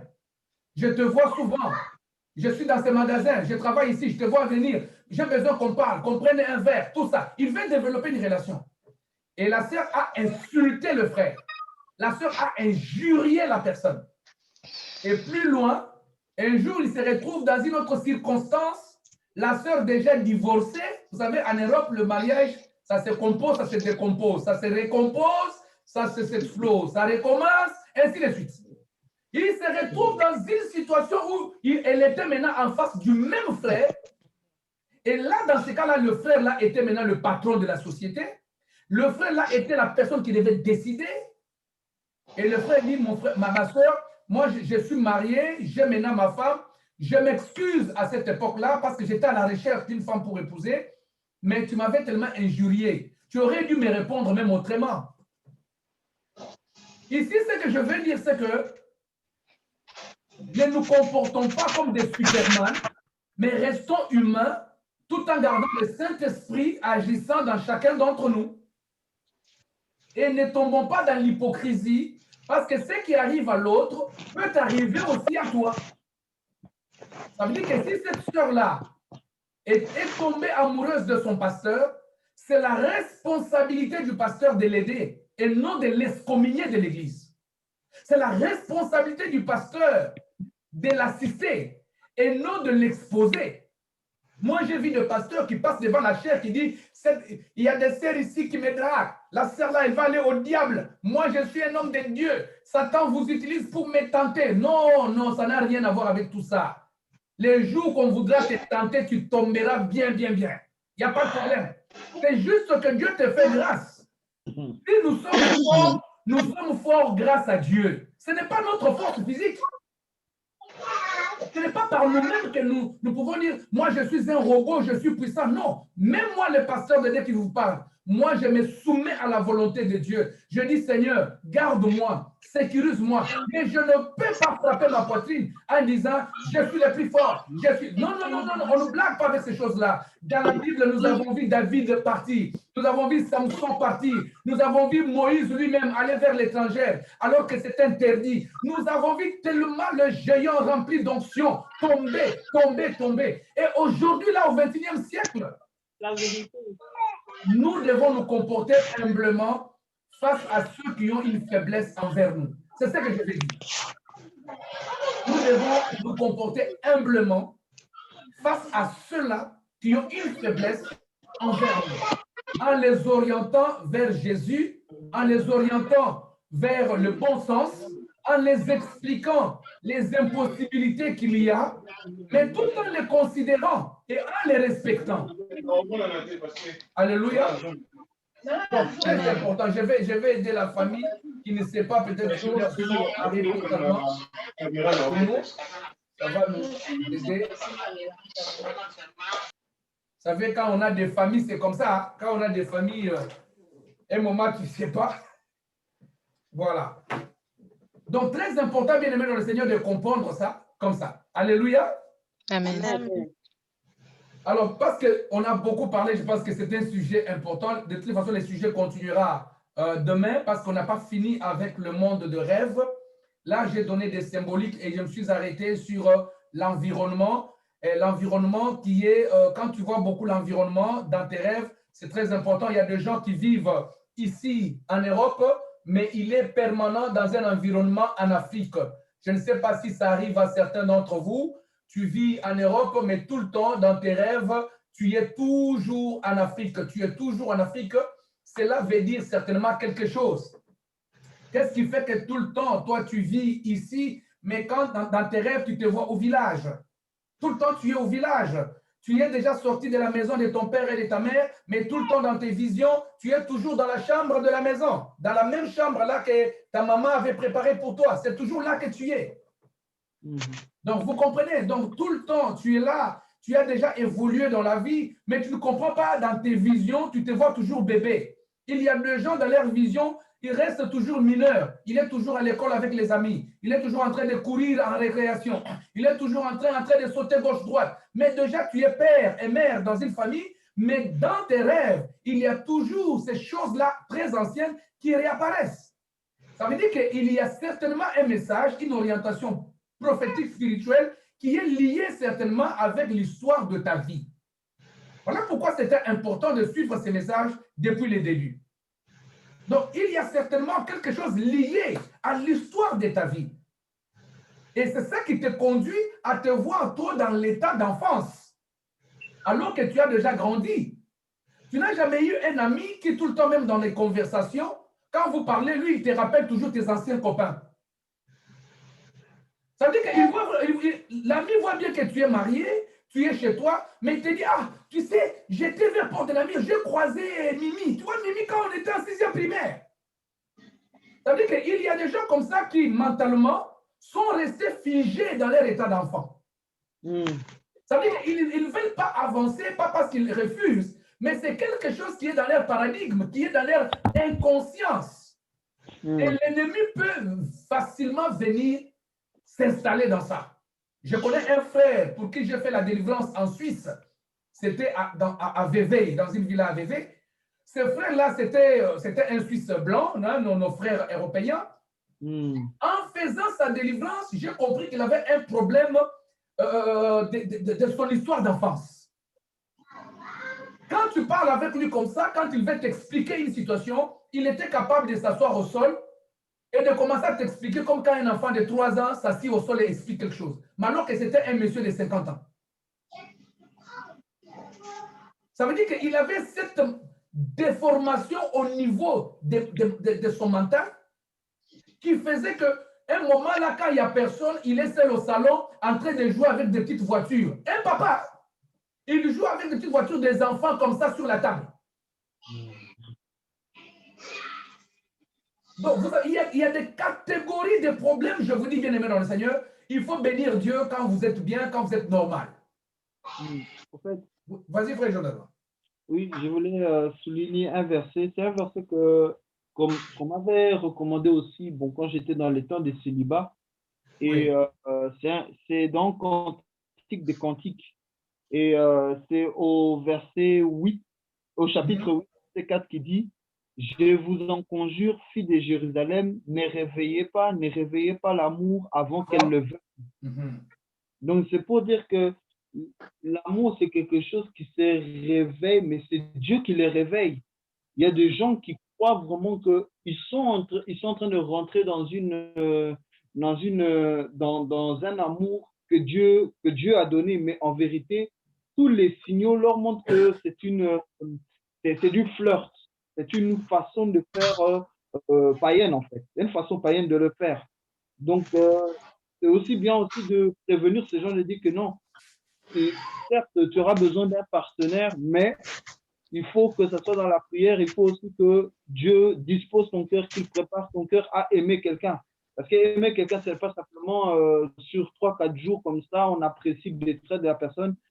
Non, c'est toute une vie. Tout à fait.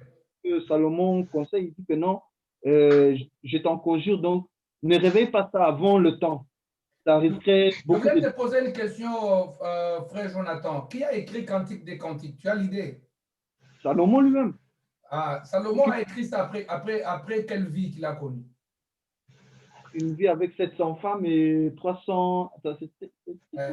Je pense que c'est un conseil qui vient d'un conseiller qui est terrible. Oui, mais on dit que c'était l'homme qui avait le plus de sagesse. Mais sa sagesse l'a conduit où? À gérer 1000 femmes, non? Oui, mais son conseil n'est pas mauvais. Je suis d'accord avec ces conseils-là. On dit prenons ce qui est bon et retenons ce qui est bon et rejetons ce qui est mauvais. Exact. Donc, on dit que c'est pas forcément. C'est vrai qu'il y a des choses dans lesquelles il a vraiment exagéré. On le voit même dans ces versets, mais ce conseil-là est bon. Parce que si quelqu'un a des émotions et que ces émotions, il en croit comme si c'était des vrais sentiments, or que c'est un problème émotionnel qu'il a. Ça devient dangereux. Tout à fait. Voilà. Donc, je suis complètement d'accord avec ce que tu dis. Seulement, vous savez la différence qu'il y a entre mes prédications et peut-être les prédications ou les enseignements que vous suivrez ailleurs, c'est que moi, j'aime toujours prêcher ce qui est faisable et ce que moi-même je pratique. Ça veut dire que le principe de l'exemplarité, pour moi, reste quelque chose de très majeur. Je ne saurais jamais être un leader qui va vous dire une chose que moi-même, je ne saurais pas faire. Est-ce que vous me comprenez? Parce que je ne vais jamais me sentir charismatique dans ça, à partir du moment où je sais qu'en privé, peut-être moi-même, je ne saurais pas le faire. Donc, je préfère transmettre ce dont j'ai la capacité moi-même aussi de donner comme exemple. Alléluia. Amen. Donc, ce qui fait que dans le domaine d'amour, nous tous ici, parce que c'est une parenthèse avant de clôturer, parce que j'ai un petit communiqué important avant de clôturer. Donc, dans le domaine d'amour, c'est un domaine très complexe où il n'y a pas de professeur. Je dis, le domaine d'amour, c'est un domaine très complexe où il n'y a pas de professeur. Amen. La Bible ne doit pas être notre professeur. Je crois que tout est dit dans la Bible et c'est la Bible qui doit être notre référence en matière d'amour ou bien en matière de sentiments ou bien des relations sentimentales. Parce que là, on ne parle pas de l'amour dont parle la Bible, on parle des sentiments relationnels, c'est-à-dire des sentiments, je ne sais même pas comment est-ce que, qui lie un homme à une femme. On va dire ça, c'est là, comme cela. Alors, je ne pense pas qu'il faut jouer avec, parce que vous savez, il y a certaines personnes qui ne comprennent pas. Quand vous allez rester gentil avec lui à côté de vous, même si vous essayez de l'aider, il va comprendre ça comme une façon de l'encourager et qu'une fois s'il arrivait à faire une bêtise, il dira oui, même la personne à qui j'en ai parlé n'était pas si contre que ça. Et ou alors, ça risque de vous prêter préjudice par rapport aux autres personnes qui auront peut-être écho de cela et qui diront, voilà, les pasteurs, et du coup, vous risquez de heurter beaucoup de personnes qui auraient pu être, qui pourraient faire ça en pensant que oui, vous êtes déjà dans cela. Alors que normalement, je crois qu'il faut être une personne quand il vient déjà vers une personne qui est mariée et qui persiste dans ses relations. Ce n'est pas une personne saine, moi, je trouve. Parce que de soi-même, on doit arriver à se dire que non, ces sentiments que je ressens pour cette personne ne sont pas quand même, ce n'est pas normal. On ne peut pas créer, on ne peut pas avoir de sentiments pour dès que ça persiste, comme on dit. Alors, il faut quand même soi-même qu'on se dise soi-même que non, je sens que j'ai un combat et que je dois combattre ce qui m'arrive. Voilà, moi, c'est ce que je pense. C'est une intervention très pertinente. Moi, je dirais ceci, peut-être que nous disons la même chose, mais avec des phrases différentes. Parce que là où je vais éclaircir ces phrases, je vais me faire très bien comprendre. Ici, je parle de celui qui est fort face à celui qui est faible. Celui qui est faible, pour moi, dans cette situation, c'est qui? C'est cette personne qui, elle, tombe amoureuse de vous. À ce moment-là, cette personne est dans une expression d'une faiblesse, comme on peut dire. Alors, quand cette personne vous approche, elle a du courage de venir vous exprimer ce qu'elle pense. Mais maintenant, moi, j'insiste sur la réaction de celui qui est fort. Ça veut dire que celui qu'on a aimé, celui qu'on aime là, hein, c'est lui qu'on vient demander la main. C'est de là que je dis, l'histoire, attends, je vais aider pour, il y a un petit bruit d'un bébé là, je crois que ça doit être Eliakim là, je connais tous mes enfants. Alors, Attends, gloire à Jésus. Lorsque pasteur Bruno, tu chercheras à parler, tu me feras juste aussi, je vais activer ton micro. Alors, donc, je disais ceci. Alors, moi, j'insiste sur la réaction de la personne qui, elle, n'est pas amoureuse de l'autre qui est venu, mais qu'elle est forte, mais l'autre est dans une faiblesse. La réaction de celui qui est fort doit être comment? Ça ne doit pas être une réaction d'enfoncer l'autre dans sa faiblesse. Parce qu'on peut enfoncer l'autre dans sa faiblesse, par exemple, en l'humiliant. Parce que c'est ce que ce pasteur, dans l'exemple que j'ai donné, c'est ce que ce pasteur a fait à cet enfant de Dieu, qui a pris le courage d'aller exprimer sa faiblesse. Et le pasteur, vous savez qu'est-ce qu'il a fait? Il a appelé tous les diacres de l'église, il a appelé tout le monde de l'église et on l'a excommunié de l'église, on l'a chassé de l'église. Moi, je trouve qu'il n'a pas le droit. Même Jésus, lorsqu'il vivait, il avait des gens qui tombaient amoureux de lui, je vous assure. Même Jésus, quand il marchait, il avait des gens qui venaient, qui disaient, Seigneur, laisse-moi marcher derrière toi, laisse-moi être avec toi, laisse-moi être là. Mais Jésus avait un comportement qu'il affichait vis-à-vis de ces personnes. Ça veut dire que moi, j'insiste sur l'humilité de celui qui se considère qu'il est fort et que l'autre a une faiblesse envers. Et que tu dois seulement réagir dans l'amour, que tu le veuilles ou pas. Même si toi, tu ne l'aimes pas, même si tu trouves qu'il est embêtant, mais toi, réagis dans l'amour. Moi, si une sœur vient me dire, prophète de Dieu, je t'aime, tout ça, je veux dire, en tout cas, ma sœur, je suis tellement content que Dieu te bénisse et je suis heureux d'avoir une personne qui m'aime dans la vie. Parce qu'il y a des gens qui n'ont même pas personne qui les aime. Hein. J'ai trouvé des gens qui pleurent. Il dit, jusqu'à ma vieillesse, quelqu'un ne m'a jamais dit, je t'aime.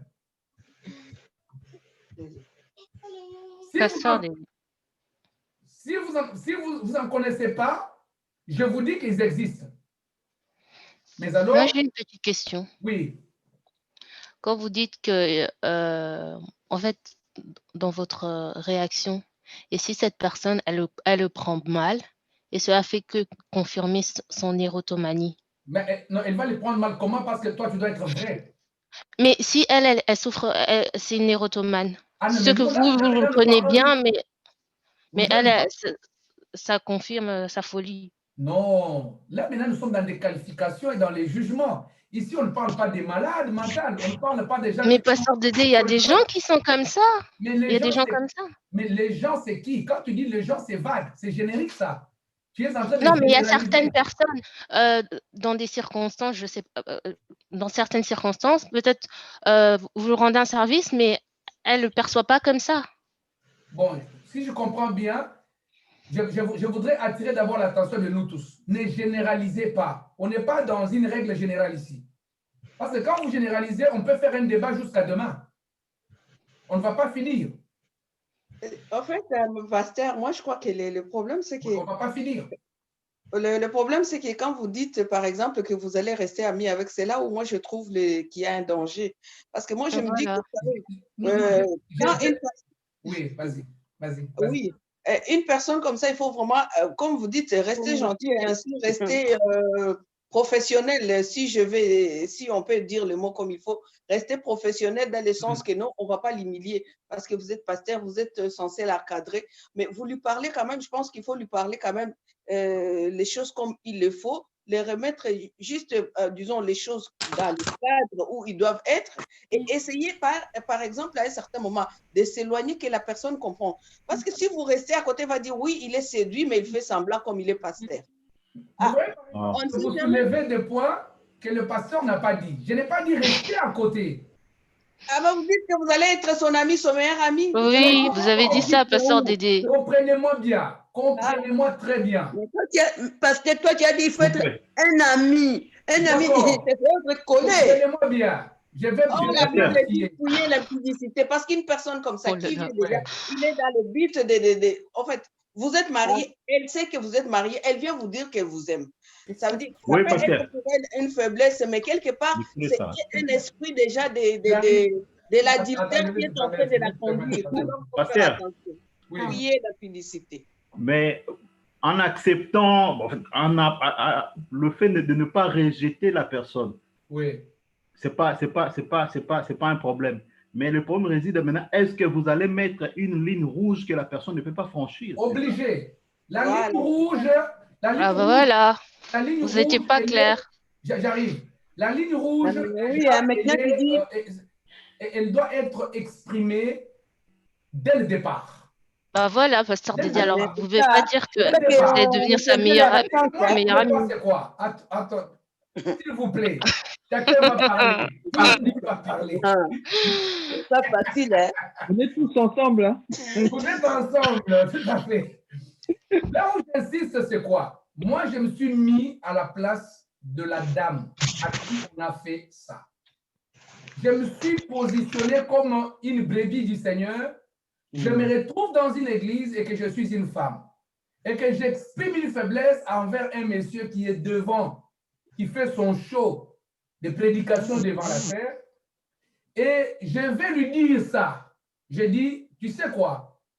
Vraiment, ça fait 10 ans que je viens dans ton église et dans 10 ans, je sens une faiblesse envers toi. Maintenant, moi, j'insiste sur la réaction de celui qui est fort, du berger. Moi, pour moi, le berger ne doit pas perdre cette brebis-là à l'église. En tout cas, pour rien dans le monde, moi, je ne le ferai pas, ma soeur. Même si demain, on ne sait jamais, un jour, ça peut être toi qui viens. Je ne te chasserai pas de l'église. Un jour, ça peut être moi qui viens. Ne quitte pas l'église. C'est là que j'insiste. Mais ce pasteur a réuni l'équipe de l'église et on a excommunié carrément la sœur. Et aujourd'hui, cette sœur souffre. Elle traverse des moments difficiles parce qu'elle marche avec un poids dans son cœur, que j'ai été humiliée comme une femme qui est allée aimer un homme et que cet homme-là, en retour, a voulu démontrer qu'il est le saint d'Israël et il a fait que je sois excommunié et chassé. Alors ça, sincèrement, moi, en tant que berger, en tant que pasteur, même si cette femme-là était conduite par le diable, qu'elle est venue pour me séduire, je vais trouver de voies et moyens pour profiter de ce qu'elle est venue faire là et chasser ce diable-là et un jour l'introduire dans une fréquence de témoignage et jamais l'exclure. Ça, c'est mon choix. Je suis d'accord. Amen. Merci beaucoup. Merci beaucoup. Je ne sais pas quelqu'un d'autre qui veut intervenir avant que nous n'allions vers clôturer. Amen. Amen. Amen. Alors, nous allons évoluer parce que j'espère, je prends en considération toutes vos interventions, mais restons seulement sur une seule base. Jésus a dit, aimons-nous les uns les autres, et puis il a dit que le fort soutient le faible. C'est la parole du Seigneur. Que le fort soutient le faible. Alors, ce soutien-là, Pascaline, je sais que tu vas m'appeler même après cette émission pour clarifier. Je vais clarifier, ne t'inquiète pas. Je vais clarifier. Je t'assure, vous savez, des fois, laissez-moi vous dire la vérité. La vie, elle est très complexe. Aujourd'hui, on parle de l'autre, demain, on peut parler de toi. Imagine-toi seulement une minute que tu es dans une église où tu sers Dieu, où tu aimes le Seigneur, où tout le monde te connaît, et qu'on t'humilie comme ça devant tout un public, et qu'on dise aux gens que celle-là, c'est une sorcière, une séductrice qui est venue pour séduire les révérends. Comment tu vas te sentir? Comment tu vas te sentir? Parce que les dire comme ça, c'est facile. Tu es mal à l'aise. Mal à l'aise. Tu risques d'abandonner la vie de prière. Il y a la façon de le faire aussi. Hein. Voilà, il y a la façon de le faire aussi. C'était pas bien de le faire de la chair, ça c'est clair. Il faut Voilà. aussi, bon, il faut aussi essayer de voir aussi, peut-être voir quels sont les frères qui sont les plus doux, avec lesquels ils pourront encadrer la femme avec le pasteur lui-même, qui est la victime, quoi. Bon, moi, je ne parle même pas du principe que le pasteur est la victime. Il n'y a pas victime sauveur dans cette histoire-là. Il n'y a pas victime sauveur, observateur et tout. Il n'y a pas. Dans cette histoire-là, il s'agit juste d'une histoire de deux personnes qu'il ne faut pas rendre publique. Parce qu'en rendant une chose publique, vous la compliquez. Vous la rendez de plus en plus compliquée. Il s'agit de deux personnes. Et ces deux personnes-là sont adultes. Et moi, je donne conseil en disant que les deux personnes doivent se traiter avec douceur, avec amour, avec respect et considération. C'est tout. Parce qu'il ne faut pas que l'autre apparaisse comme si l'autre est le rockstar et l'autre, c'est même les stars du monde. Observons même le païen. Parce que quand Paul dit à l'église, j'ai trouvé chez vous le mal que je n'ai même pas trouvé chez le païen. Pourquoi il a comparé? Observons même les stars du monde. Lorsque leurs fans le suivent derrière, mais ces fans-là, ils expriment toutes sortes d'émotions. Ils expriment toutes sortes de tendances. Est-ce que c'est pour autant que ces stars-là livrent leurs femmes-là en spectacle comme ça? Non, toi, ne me suis pas. Toi, là, je trouve que tu exagères. Non. On doit se comporter en sachant que nous n'avons qu'un seul ennemi qui est invisible. Comme Éphésiens le dit, nous n'avons pas à lutter contre la chair et les sangs, mais nous luttons contre les principautés, les mauvais esprits qu'on ne touche pas, qu'on ne voit pas. La personne que tu vois, c'est ton frère, c'est ta soeur. La personne que tu vois, c'est ta tante, c'est ton père, c'est ta maman. Alors, nous n'avons pas la bataille contre ces individus, non. Mais nous avons la bataille contre l'esprit qui y a souvent derrière les choses. Et je te dis, je connais une fille qu'un garçon poursuivait beaucoup. Et cette fille-là, elle est même connectée là. Je ne vais pas cacher, c'était Da Silva Alexandra. Quand elle était étudiante à Louvain, là-bas, elle est venue avec une histoire. Elle m'a dit, Alexandra, ce n'est pas grave. Hein. Elle m'a dit, prophète, il y a un garçon, c'était un Camerounais, et que ce garçon-là, tout le temps, vient me suivre, vient me poursuivre. Il me suit à l'école, il me suit partout, partout où je pars, tout ce que je suis en train de faire. Il est en train de me déranger sérieusement. Vous savez qu'est-ce que je dis à Alexandra? Je dis tout simplement, prie pour la personne, intercède pour la personne. Et il n'y a que par moyen de la prière que tu peux éloigner certains démons dans cette personne-là qui fait que cette personne-là est en train de t'embêter. Intercède. Alléluia. Amen. Mais vous savez, comme par hasard, un jour comme ça, comme par hasard, on se retrouve dans une situation, il y avait une action organisée à l'église, et comme par hasard, le garçon ne savait même pas que la sœur aussi priait à l'église, et par les invitations, un jour, le garçon est venu à l'église. Et de là, la sœur m'a dit, ah, voilà le frère en question qui souvent me dérangeait beaucoup. Et puis, j'ai repris le frère dans le bureau, et parlé avec le frère, et le frère était déjà dans une autre vie, c'était déjà d'autres choses. C'est pour dire que si à cette époque-là, la sœur s'était mal comportée d'ici, par exemple, il a injurié, il a commencé à lui lancer des pierres, tout ça. Je pense que ce monsieur-là, en venant trouver la sœur en train de prier, il allait dire que non, ce n'est pas un enfant de Dieu. Parce que moi, j'ai l'exemple qu'un jour, j'ai été insulté. Vous comprenez? Donc, c'est justement pour vous dire qu'en fait, en réalité, la sœur s'est bien comportée en éloignant que la personne. La sœur s'est bien comportée qu'en maintenant la personne à distance. Mais ne jamais réagir négativement. Même quand les anges discutaient le corps de Moïse, l'ange de Dieu n'a pas insulté Satan. L'ange de Dieu n'a pas insulté Satan.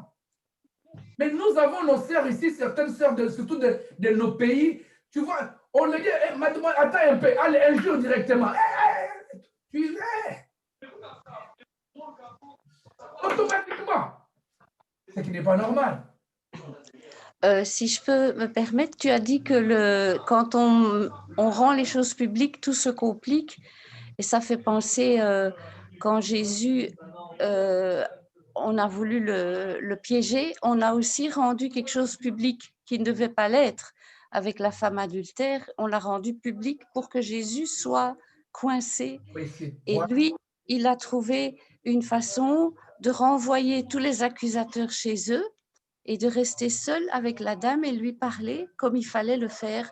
Donc, c'est bien la preuve que souvent, ce qui est mis sur la place publique, c'est souvent un piège. Ce n'est pas une solution. Et c'est très dur, c'est très cruel en fait. Hein. Oui. Bonsoir, Andia Jésus-Christ. Merci beaucoup. Vraiment que le Seigneur Dieu vous bénisse. On a passé un super bon moment et que la grâce de Dieu soit sur chacun d'entre vous. Et avant de clôturer, je vais juste donner le communiqué de l'Église. Ne l'oubliez pas, je pense que vous avez vu la fois passée que je vous ai envoyé à tout le monde la preuve de notre loyer. Certains m'ont posé la question, mais prophète, pourquoi tu nous as envoyé cette preuve? Je vous avais dit que j'avais envoyé cette preuve parce que certains d'entre nous doutent, ont des doutes. Ils pensent peut-être que comme on est en confinement, on ne s'occupe pas de la salle. Ce n'est pas le cas. Nous avons un bailleur exigeant et on avait tenu une réunion à l'église et on était tous d'accord de continuer à respecter donc la location de notre salle d'église. Alors, nous arrivons de nouveau à la fin du mois. Ne l'oubliez pas, ceux qui souvent ont cette habitude du Seigneur d'apporter à l'église leur dîme peuvent apporter leur dîme. Et puis ceux-là qui souvent apportent leur contribution en termes du loyer de l'église peuvent aussi vraiment le faire. Donc, nous avons jusqu'au début du mois de décembre. Je sais que vers la fin de l'année, c'est généralement le moment où les églises, des fois, nous souffrons beaucoup parce que l'Afrique demande, les amis demandent, tout le monde demande. C'est souvent très, très lourd. Alors, dans tout ça, n'oubliez pas, restons toujours vigilants pour que nous continuions toujours à servir Dieu. Et je peux vous annoncer, vous voyez les programmes que nous utilisons ici. Vous pouvez vous renseigner. C'est un programme payé annuellement à 1 600 €, mais j'ai pris cet engagement personnel parce que les programmes gratuits n'est que 30 minutes. Mais quand vous avez un programme illimité, c'est 1 600 €. Et si vous négociez avec l'option de payer par mois, c'est l'option que moi j'ai négociée. Il y a eu Marianne qui avait même soutenu avec aussi un peu de sous. On a mis ensemble avec elle. C'est comme ça que nous avons payé même ces programmes ici que vous voyez, qui nous permet de faire des vidéos même 10 heures, 3 heures, 5 heures du temps. C'est grâce à cela. C'est justement pour vous dire que non, en tout cas, ce qui est vrai, c'est que nous travaillons pour les seigneurs, mais n'oublions pas les côtés assistance financière dans l'œuvre de Dieu, parce que nous ne voulons pas être le seul qui portons le fardeau. J'ai béni ceux qui ont déjà envoyé leur contribution. Ben, je ne vais pas vous citer, il y en a déjà au moins 2 qui sont là, qui ont envoyé leur contribution. Que le Seigneur Dieu vous bénisse, que la grâce du Seigneur soit sur vous. Et merci beaucoup. Alors, demain, il y a prière. Nous allons continuer avec ces sujets sur le monde des songes et des rêves. Tout ça, aujourd'hui, nous avons parlé de ces livres de Daniel, chapitre 2, du premier verset jusqu'à 40, interprétation de songes de roi Nebuchadnezzar, ainsi de suite. Alors, demain, nous allons continuer parce qu'on n'a pas fini, parce qu'on devrait entamer sur les visages qui se répètent dans le songe. Parce qu'il y a des gens qui voient souvent les mêmes personnes. Souvent, c'est sa maman qu'il voit souvent. Souvent, c'est son papa qui voit souvent. Souvent, c'est… Alors, tu vois des fois le visage de quelqu'un qui est déjà mort, des choses comme ça, mais qui revient souvent et tout ça. Il y a des femmes qui se voient souvent enceintes dans le rêve régulièrement. Alors, ça, c'est ce que nous allons parler demain. Et on va évoluer pour entrer au deuxième sujet, toujours autour des songes et des rêves, parce que ce sont des choses qui nous préoccupent. Vraiment, nous allons demander au pasteur Bruno Kambaji. Pasteur Bruno, tu m'entends? Je vais te donner ton micro. Attends, parce que j'avais pris ton micro. Voilà, il est là, ton micro. Voilà. Alors, je vais demander au pasteur Bruno de clôturer cette prière ici. J'ai dit une fois de plus encore merci beaucoup à Sarita et notre bien-aimé Hugues. Merci beaucoup à Rachel. Merci beaucoup à Kindrisha Diasso. Kindrisha, je vois, apprends à écrire ton nom à ton écran parce que tu apparais Galaxy S9 Plus. Merci beaucoup. Et à la sœur Wabo Pascaline, que Dieu te bénisse. C'est roi, bon, je sens en toi que tu es une servante de Dieu. Tu peux même nous prêcher un jour. Il faut faut pas reculer, il faut venir de l'avant. Merci beaucoup vraiment au couple aussi, des serviteurs de Dieu. Donc, notre sœur Barbara avec son mari, frère Jonathan. Rachel aussi. Rachel, où est ton chéri? Il est où? Il faut l'amener avec toi de temps en temps. Tu vois l'exemple. Ah, il est travaillé. Ah, d'accord, très bien. Moi, je m'aimerais que les couples s'affichent, hein, en commençant par moi-même, bien que maman Pasteur fuit la caméra. Elle, avec la caméra, dès qu'elle voit la caméra, elle n'aime pas vraiment la caméra. Je respecte ça. Merci beaucoup, sœur Fifi. En tout cas, que Dieu te bénisse, ma sœur Fijo et ma sœur Rebecca et Brand aussi. Merci beaucoup. Da Silva, Alexandra, merci. Que Dieu vous bénisse et nous écoutons la prière venant de cet homme de Dieu. There is none like you. No one can touch my heart like you do, Lord. Yes, God. I can search through all eternity, Lord, and find there is none like you. Father, in the name of Jesus, Lord, Father, we bless your name. We thank you for this grace, for this opportunity. Lord, Father, we thank you, God. We bless your name, El Shaddai, Elohim, Elohim. Hallelujah, Alpha and the Omega. Oh, Emmanuel, God with us. Hallelujah, strong tower. We bless your name. Hallelujah. Blessed be the name of the King.